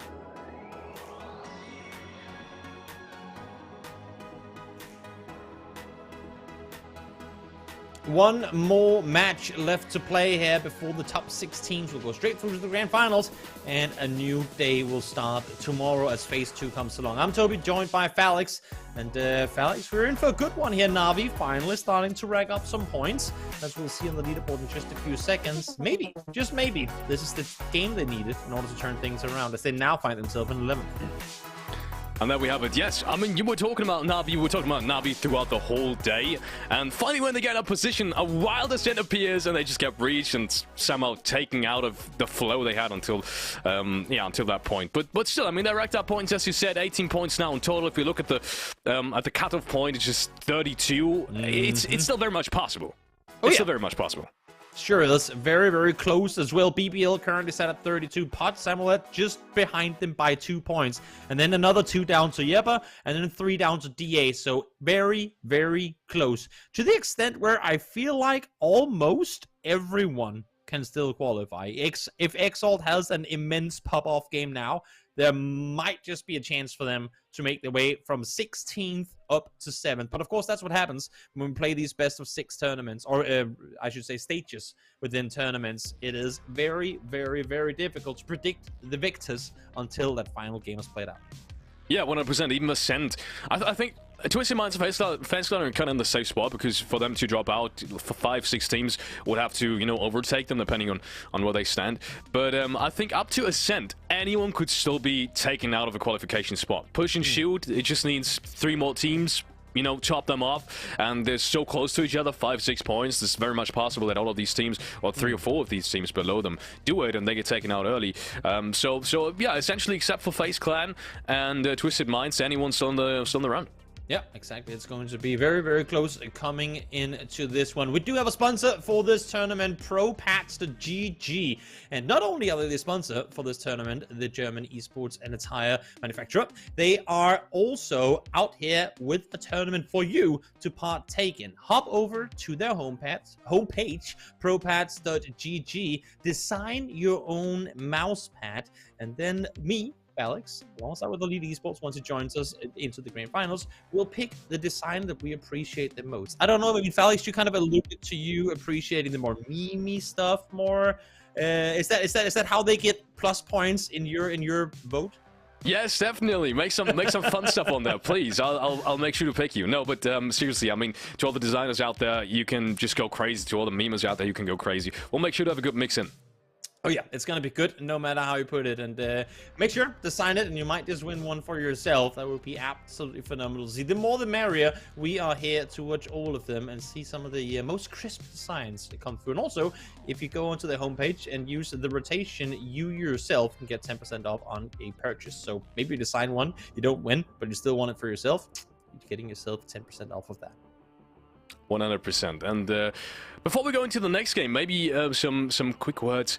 Oh, we are getting into the next game. Never mind, we don't have any words left. Let's go. Last game for today. It is finally time to decide who's going to make into the top 6 and therefore into the grand finals next week from Friday to Sunday. Once again, if you've just tuned in, it is the best of 6 today, best of 6 tomorrow, and best of 6 on Sunday to determine who's going to make into the grand finals, who's going to be inside the 16 teams of the 28 that we have played. Yeah, it's going to be... It's going to be very spicy, this one. We saw it on the leaderboard coming into it, and we'll see it on the left-hand side of your screens during this match as well. It is going to be close. And it is some of these teams that are on the cusp right now that have had pop-off games and then nothing going on. If any of them fall early here, they're pretty much down and out. Even if they're within, like even if they're set 5th, 4th, maybe even 3rd place, they could still not make top 6 by the end of this match, depending on how, of course, the teams in the nearby vicinity on the leaderboard are going to play in the final match. Looking at the playing path really quickly, it's more of an experimental one. Very at Western. least we're Western, at least in terms of what we've seen today. More on the worse side, I guess you could say. But still, anyone that hasn't had a contest yet on Erangel, which is essentially no one should have a contest on this playing path either. Because in Push being all the way over there in Saki, BBL, we just had a very great circle towards Zaverny, obviously being in Zaverny again. Let's see if they get lucky once more. And then Na'Vi towards the military area. Oh, okay. Okay, that's why you hate best of 6 normally as a player, because circle like these, they're going to make it interesting. DA, and I do believe it is Orcless down there. No, it's not Orcless, it's Excel, right? Venture. Yeah. Venture is out towards the east towards Novo, and then Exalt and Ascent on the southern side of the main island too. But as you're saying, with everything on the line, and we just kind of alluded to one more game left to play, sort of hype up moment. Seeing a millicircle like this when you're a far northern team, you know what? This might be the time that you use your emergency pickup. It might actually. If there's a good time to use an emergency pickup, if you're PPL and you don't want to have to deal with bridge camps, you don't want to have to deal with all the shenanigans that you might run into trying to drive south, just hop on a plane and make your way to Miller. Okay, you know what? Actually, and it's going to be hard to keep track of. But Felix, how many? I'm going to give you a chance to guess here or predict. How many teams will emergency parachute into this circle? Go. I think surprisingly enough, I don't think a lot of teams have got that thought process yet. So I think I didn't even. Now that you say it, it's such a smart way of using that emergency pickup actually on military circles. I totally didn't think about it. But yes. I mean, that would be the best case scenario to use it. I'm just gonna say 3. That would be my guess. I think 3 is good. I mean, there's only space for so many planes in the sky too, right? So I think 3 might not be a bad number. But the thing is, you don't necessarily need the vehicles over there. Sure, they are. I mean, they are absolutely incredible if you do have them, but you don't necessarily have, you can't go into a military circle expecting you have vehicles. Exactly. So in that sense, a lot of it on military base is walkable. You can play a lot of it on foot. So yeah, we'll see. I mean, it's definitely going to be a good strat in the future. I can't seem to think that this isn't going to be a part of the meta, at least to some degree. It's at least the one. I mean, I remember when we first kind of heard of the feature even being added to the game, even before it came into conversation of esports, I was like, if there's one time where this is really going to be worthwhile, it would have to be on military circles. So we'll see. Yeah. We'll see if that's going to be something teams are going to try and utilize, or if it is an Exalt now. They can fight early on. This time around, it is not to Orcless, and therefore they might just come out victorious. Simsi falls out of a vehicle. That's inconvenient. He goes down. We have him at literally 1 HP, but still alive. Yeah, Nordskiff and him had been the last 2 interns on that breach. He went down immediately, almost immediately as well. And Arctic's going to get that angle to him. And as well, Nordskiff with that 1 trade, but it's at 1 on 3. How much can you really do in that scenario? And are you even going to fight it? Nordskiff almost getting the second one. The most important thing for them is right now, do not get anyone taken down. Because as you can see in the background there, Na'Vi is pulling up, and there's Nordskiff does fall. So that is going to be formulation out. The first team who is confirmed to be playing in the second stage of it's just phase 2. Second stage of phase as well. Can't really say that. It's just phase 2 tomorrow. Yeah. Yeah, it is. It is. I don't know what I'm saying. No, you're right. Na'Vi not using that emergency pickup either, so I mean, expected. I mean, they don't have too long of a rotation path coming up from Milta. They just took a boat and, breached the shores on the other side. Nothing too surprising, but they will be relatively low on loot as well. You can see Uber not even on that level 2 gear. And surprisingly enough, that one team I would have surely expected to do so is Ascend, and they will be on a boat rotation.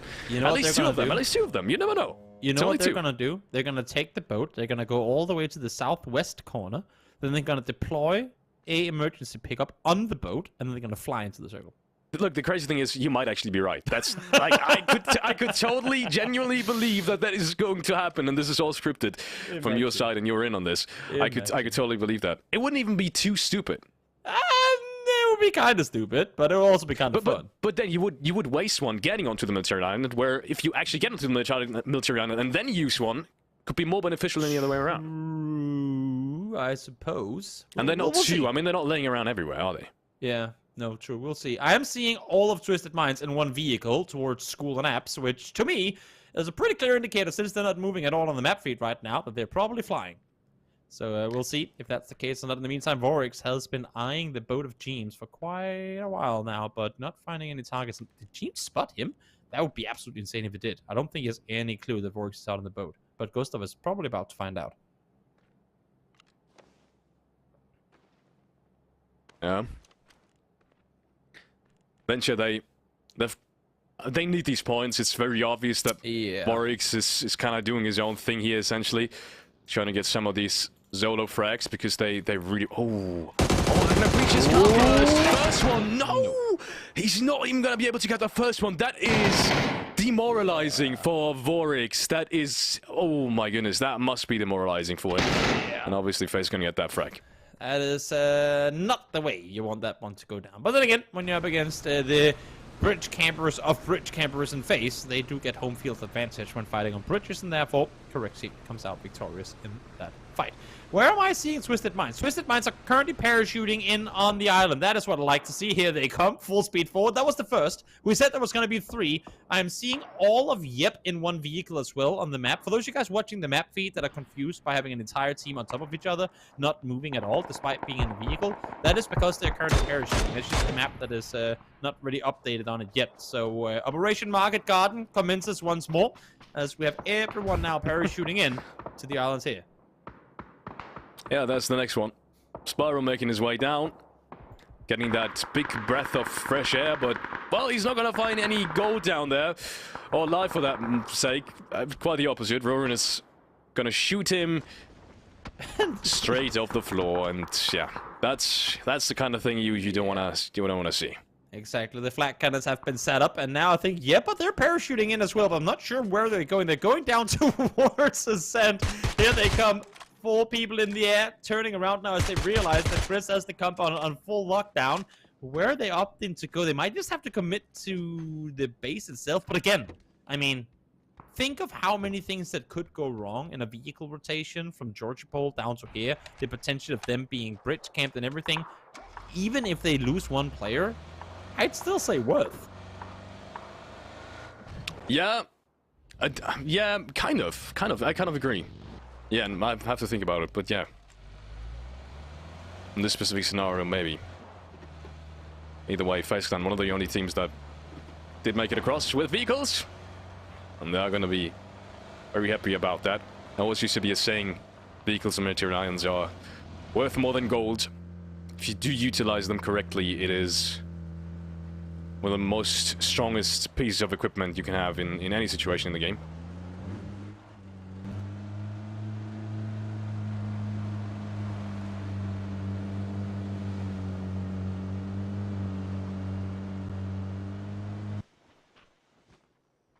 Oh.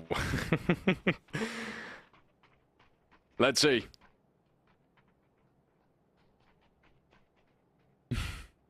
There are 2 more teams coming in through the blue zone right now, which is Push and POD. But yeah, we'll see. I could still imagine them being yeah, I could at least see Push being rotating towards the eastern bridge, but I'm not so sure anymore.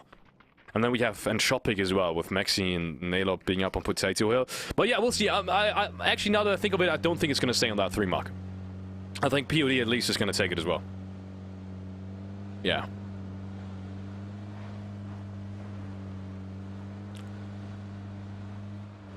Yeah.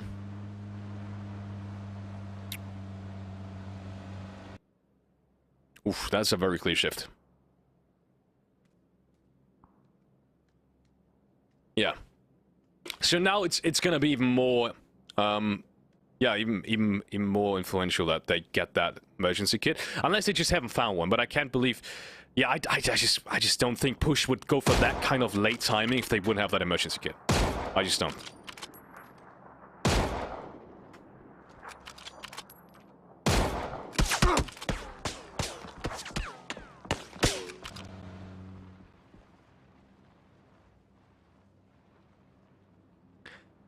If it would have hit that, I would have bought him a ProPass GG mousepad. With exactly that moment just printed on it. But he didn't.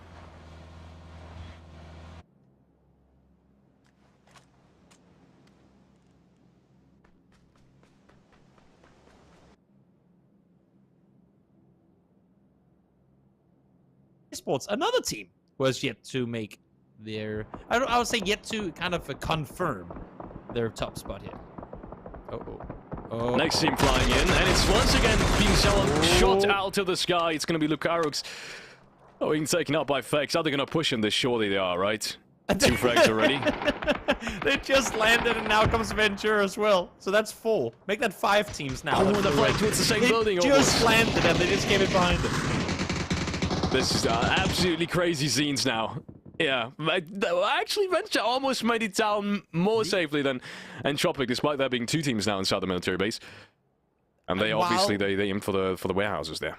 I will say this: while we were expecting emergency pickups to have an impact, I think once teams perfect this, this is going to be one of the most game-changing things in PUBG Esports that has happened in a very long time in this game.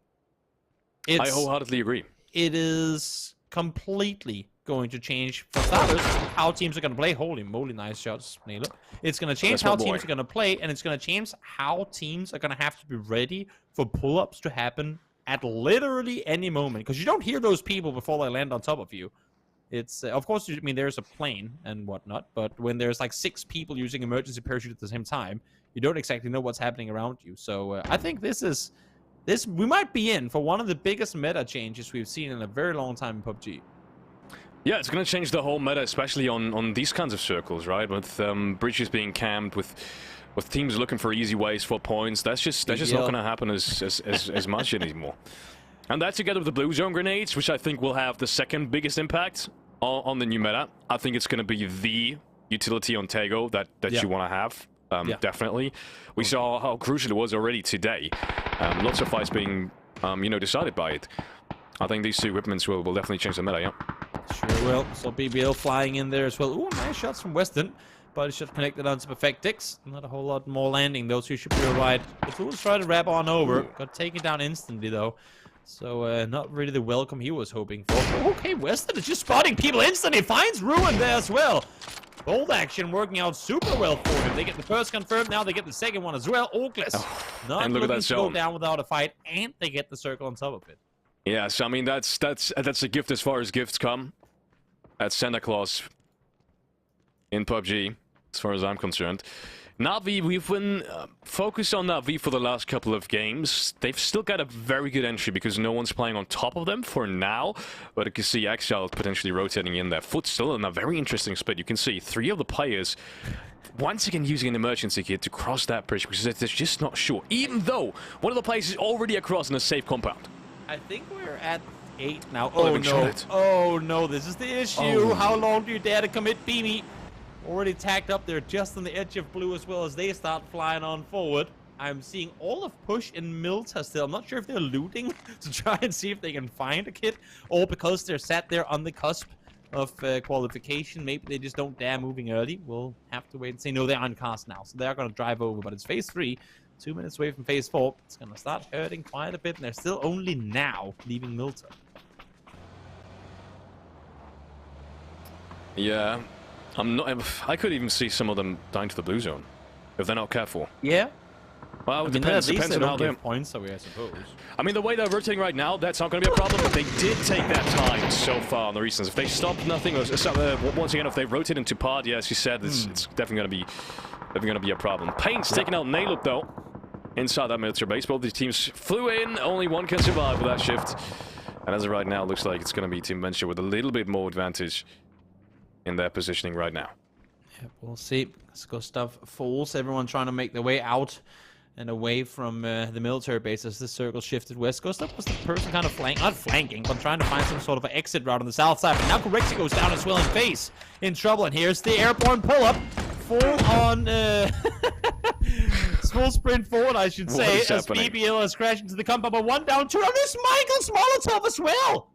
What? No, the nade came in and right before he threw, he got taken down. And now we're dead because of it. No, BBL. Oh dying my goodness. in the hands of Michael. It took down himself and 2 of his teammates. And then the last frag from Rossima wasn't able to cut it because he lost the aim fight. Absolutely unfortunate. And look at that. Orkless are actually going to push out of it. That's what we want to see. That's what we want to see from a team that has to risk it all in a best of 6. The points being reset tomorrow.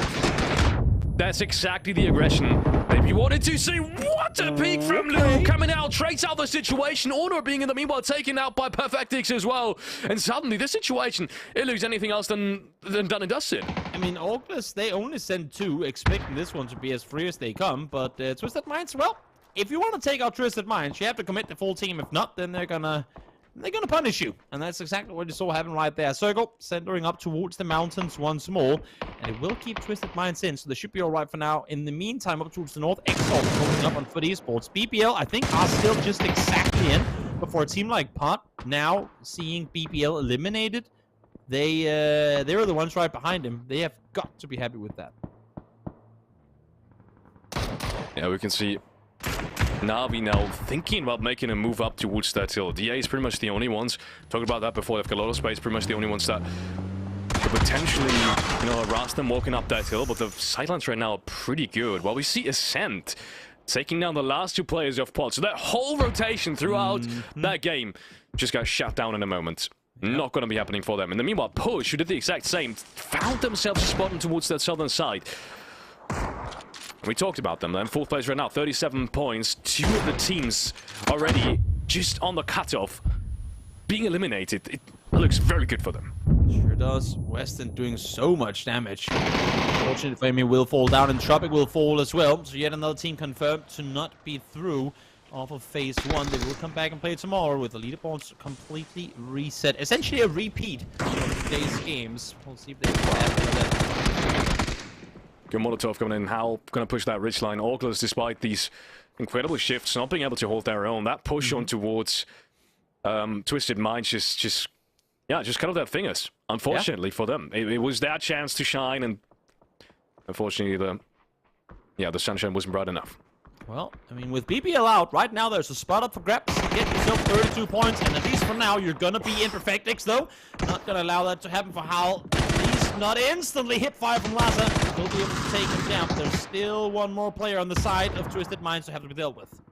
Are you kidding me, Lou? Is he gonna win this situation as well? That would be absolutely absurd. Flushes both the players with that one nade, and that's already another 2 points secured.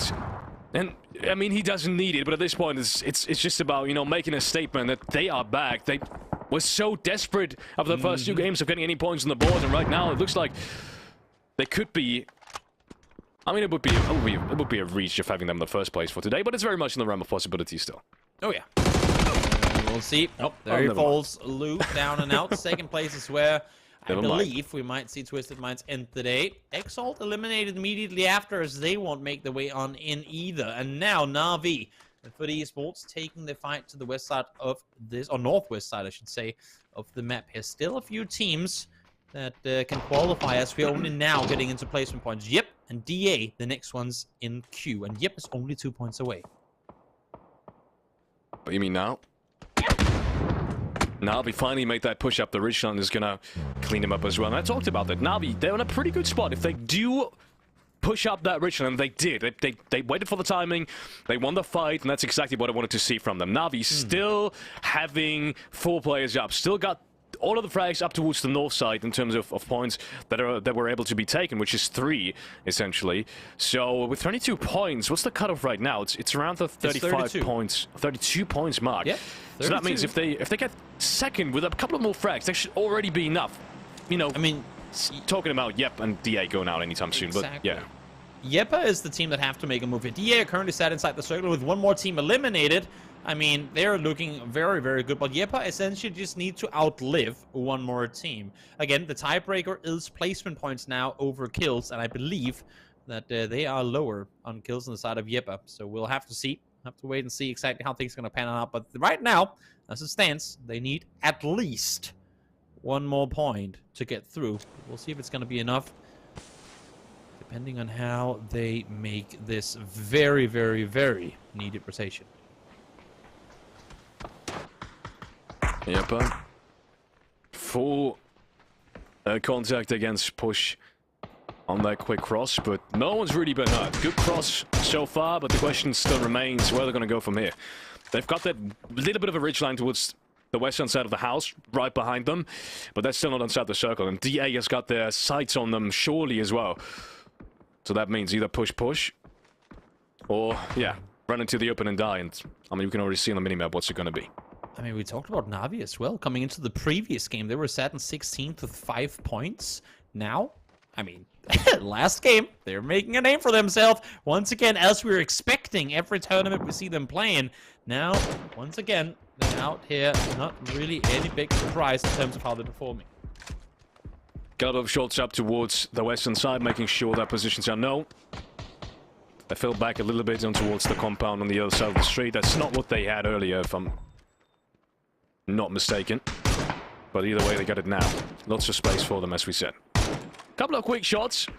Both teams not trying to overcommit too much right now, but for Jeppe, that also means as long as Push doesn't overcommit, they don't have any playground.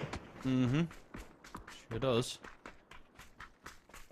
Push and shoot. Trying to wrap further west around. They know that they're in for now, but of course with the kill feed in the middle of the game popping off to the extent that it did, you can't really fault them for maybe not being able to keep full track of how things are going. They just want the best game possible, and for them, unluckily, right now that means pushing straight into DA. Ho ho ho, Hugh. Great shot from Hugh there.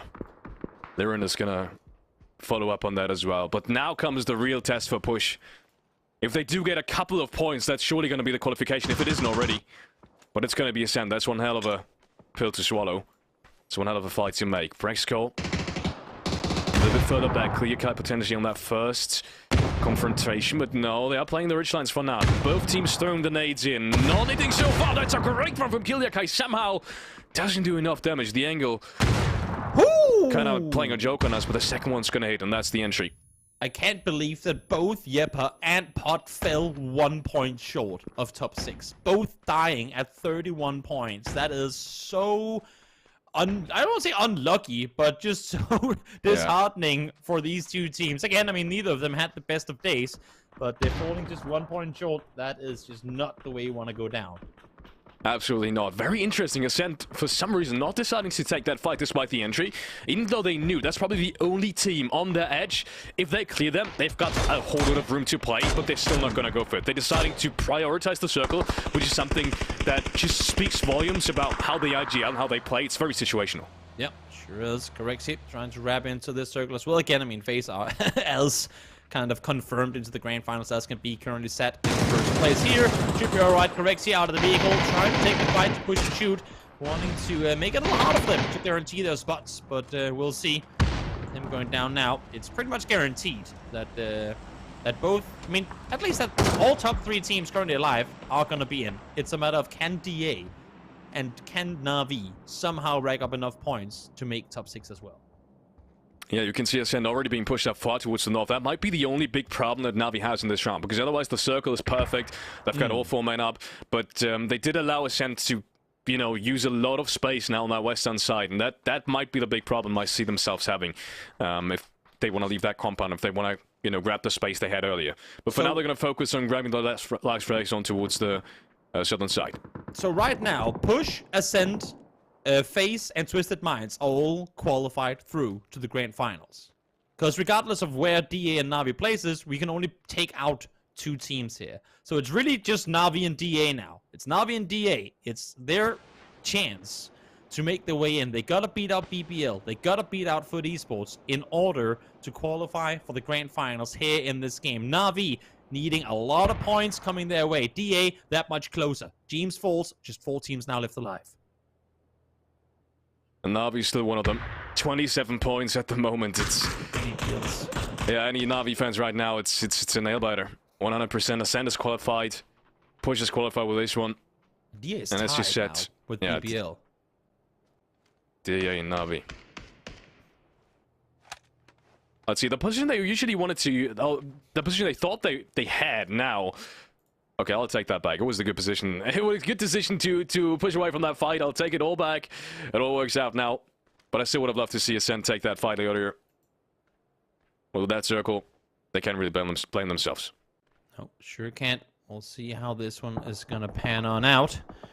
As Hewitt able to find one. Again, DA, they want extra points. But I think right now, I mean, yes, you can find 1 or 2 knocks here, but if it comes at losing a player, I think right now the most important thing is stay alive. Try and somehow see if you can force the other teams to fight by pressuring them towards one another. But with where DA are pushing in from, it's very, very kind of limited where they can really approach from to apply that pressure. Yeah, 100%. I mean, it's really hard to wrap around the eastern side because at that point you're probably going to get shot from up top. But timing that correctly with a circle that's going to start moving, I think Push is going to have enough trouble fighting off Ascent so that the push might be working on towards Na'Vi. But looks like they're going to go a whole different direction and maybe just take that fight straight on against Push. Yeah, well, they need the points.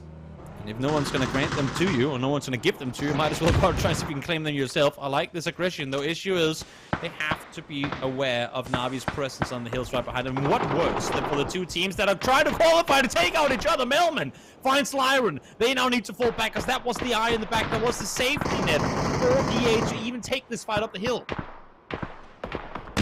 Yeah, more players are falling. Killer guy especially getting some of the flushes, and there we have it. Push is being eliminated, but it's not a problem for them. They fought well today, and they will be in the grand finals. And there comes Na'Vi. They want to clear out this side, but think about it. I'm not sure if this push is going to do them any favors, even if they clear this. They're not inside the circle. I'm not sure how much of the ridgeline is in there. And Ascent maybe just found themselves an isolated 3-on-1 fight on the other side. They might just have Alias in there to help us. Right now it's 2v2 with one having fallen already. Damage coming across from both sides. Petralius able to fight the first, and now just like that, Alia is all alone. Code Marco, they need the flushes though. They need to secure these points because right now they are in. They need the best Na'Vi. They need to take them out. Somehow Marco is still alive, but he needs to get up. He needs to stay alive, and it's not going to happen. They will fall, but right now they are in. Alia, solo player now, left alive here, needs to pull off a miracle in taking out the last remaining 3 players of Ascent, and it's not going to happen. Na'Vi, I believe, will fall short. We will have to take a look at the overall leaderboard, but it's going to be very, very close depending on what are the teams and how many points DA did get in the end, also in terms of placement points. But let's just take a second to appreciate what Ascent did there. From rotating down the hill, from Na'Vi, in my opinion, a little bit of a miscommunication in terms of where they want to aggress, to actually winning the game, and it's Chris with that final nade. Great play coming out from Ascent, and this time around without the emergency parachute. Yeah, I mean, what a finish! What a wild game, and also how off were we? 3, yeah, I mean 3 parachutes probably a good guess. They were like half the server parachuted onto the island. Yeah, literally. If parachute's gonna stick around, emergency pickups that is, it's gonna have a massive impact, that's for sure. But this final brawl, for DA to stay alive for as long as they did, and then for Mitralius and Code Marco to work together to take out the 2 from Na'Vi, and for Na'Vi as well, to not dare to fully commit all the players to push across. They wanted Alia back there to kind of play that off angle, peek over the shoulder, safety net for Na'Vi. It just did not work out for them. DA might just have punched their way through to the grand finals off of that final fight there. I can't wait to see the leaderboard. Honestly, I didn't think it was going to be that close. It's going to come down to the very last seconds of it, but it did. Still very interesting from DA at the same time. Not deciding to go for Na'Vi. I'm not sure if they knew at that point that Na'Vi was going to be on the eastern side, because then they could have targeted to some degree. Because you know, that was the only team really, you know, having a chance at this round besides them. But then actually Na'Vi took the whole thing around and going aggressive on them. That's just, you know, a whole nother level. Either way, we saw incredible games today, and the only team actually to do get 2 wins was Ascent with that last game. For some reason, for some unimaginable reason, with Ascent not taking that fight against Push, got themselves the win in the last game. I feel like the last game made pretty good sense in terms of how they played into it. It was more the Miramar when we started off the day. There was like, holy hell, they parachuted into the middle of everything. They ran around and just butchered the entire north side of the circle. That one was a bit more surprising. It was also the first time we really got to see the emergency pickups in proper use. And oh my lord, did they have a high impact in terms of how teams were able to rotate today. Yes, definitely. I still have to go back to Taego, honestly, with the biggest takeaway just being how incredibly much can change with a couple of additions, like the smoke railing launch. Obviously, that isn't only on Taego, but the blue zone grenade, especially. How much of it is going to change in terms of fighting, in terms of how much it's going to change in terms of how important man advantage is now, because it's very easy, or it's going to be very easy to clear buildings, for example, or clear out players inside warehouses and stuff like that. We saw Gustav with that one play. I'm never going to forget that. Honestly, that was just insane. Top of the building. building, throwing down 2 grenades. I think a lot's gonna change, and this is just the beginning. It's from the very first day. I'm very excited to see how teams are gonna adapt tomorrow when they see how Ascent, for example, is gonna has played this on Miramar, and how everyone is gonna adapt when it's not exactly a military zone. Exactly, and speaking of tomorrow, let's take a look again at the format of the playoff stages here. Phase 1 is what we played today. We had top 5 from EMEA, top 3 from MEA, and the 8 partner teams from all of EMEA coming in and playing these first 6 teams. Now the top 6 have qualified, made their way on through to the grand finals. They will now be replaced by the next teams in line, filling out those remaining spots. So tomorrow, we're resetting the leaderboards completely, and then we're taking a look at it, and then we're playing another 6, where top 6 will qualify. But here we have them, DA just exactly able to push their way on through at 37 points, beating out the Turkish counter team in BBL. So DA, PUBG Esports, Push and Shoot, Twisted Minds, Ascent, and FaZe Clan will be your guaranteed grand finalists here at the rotation.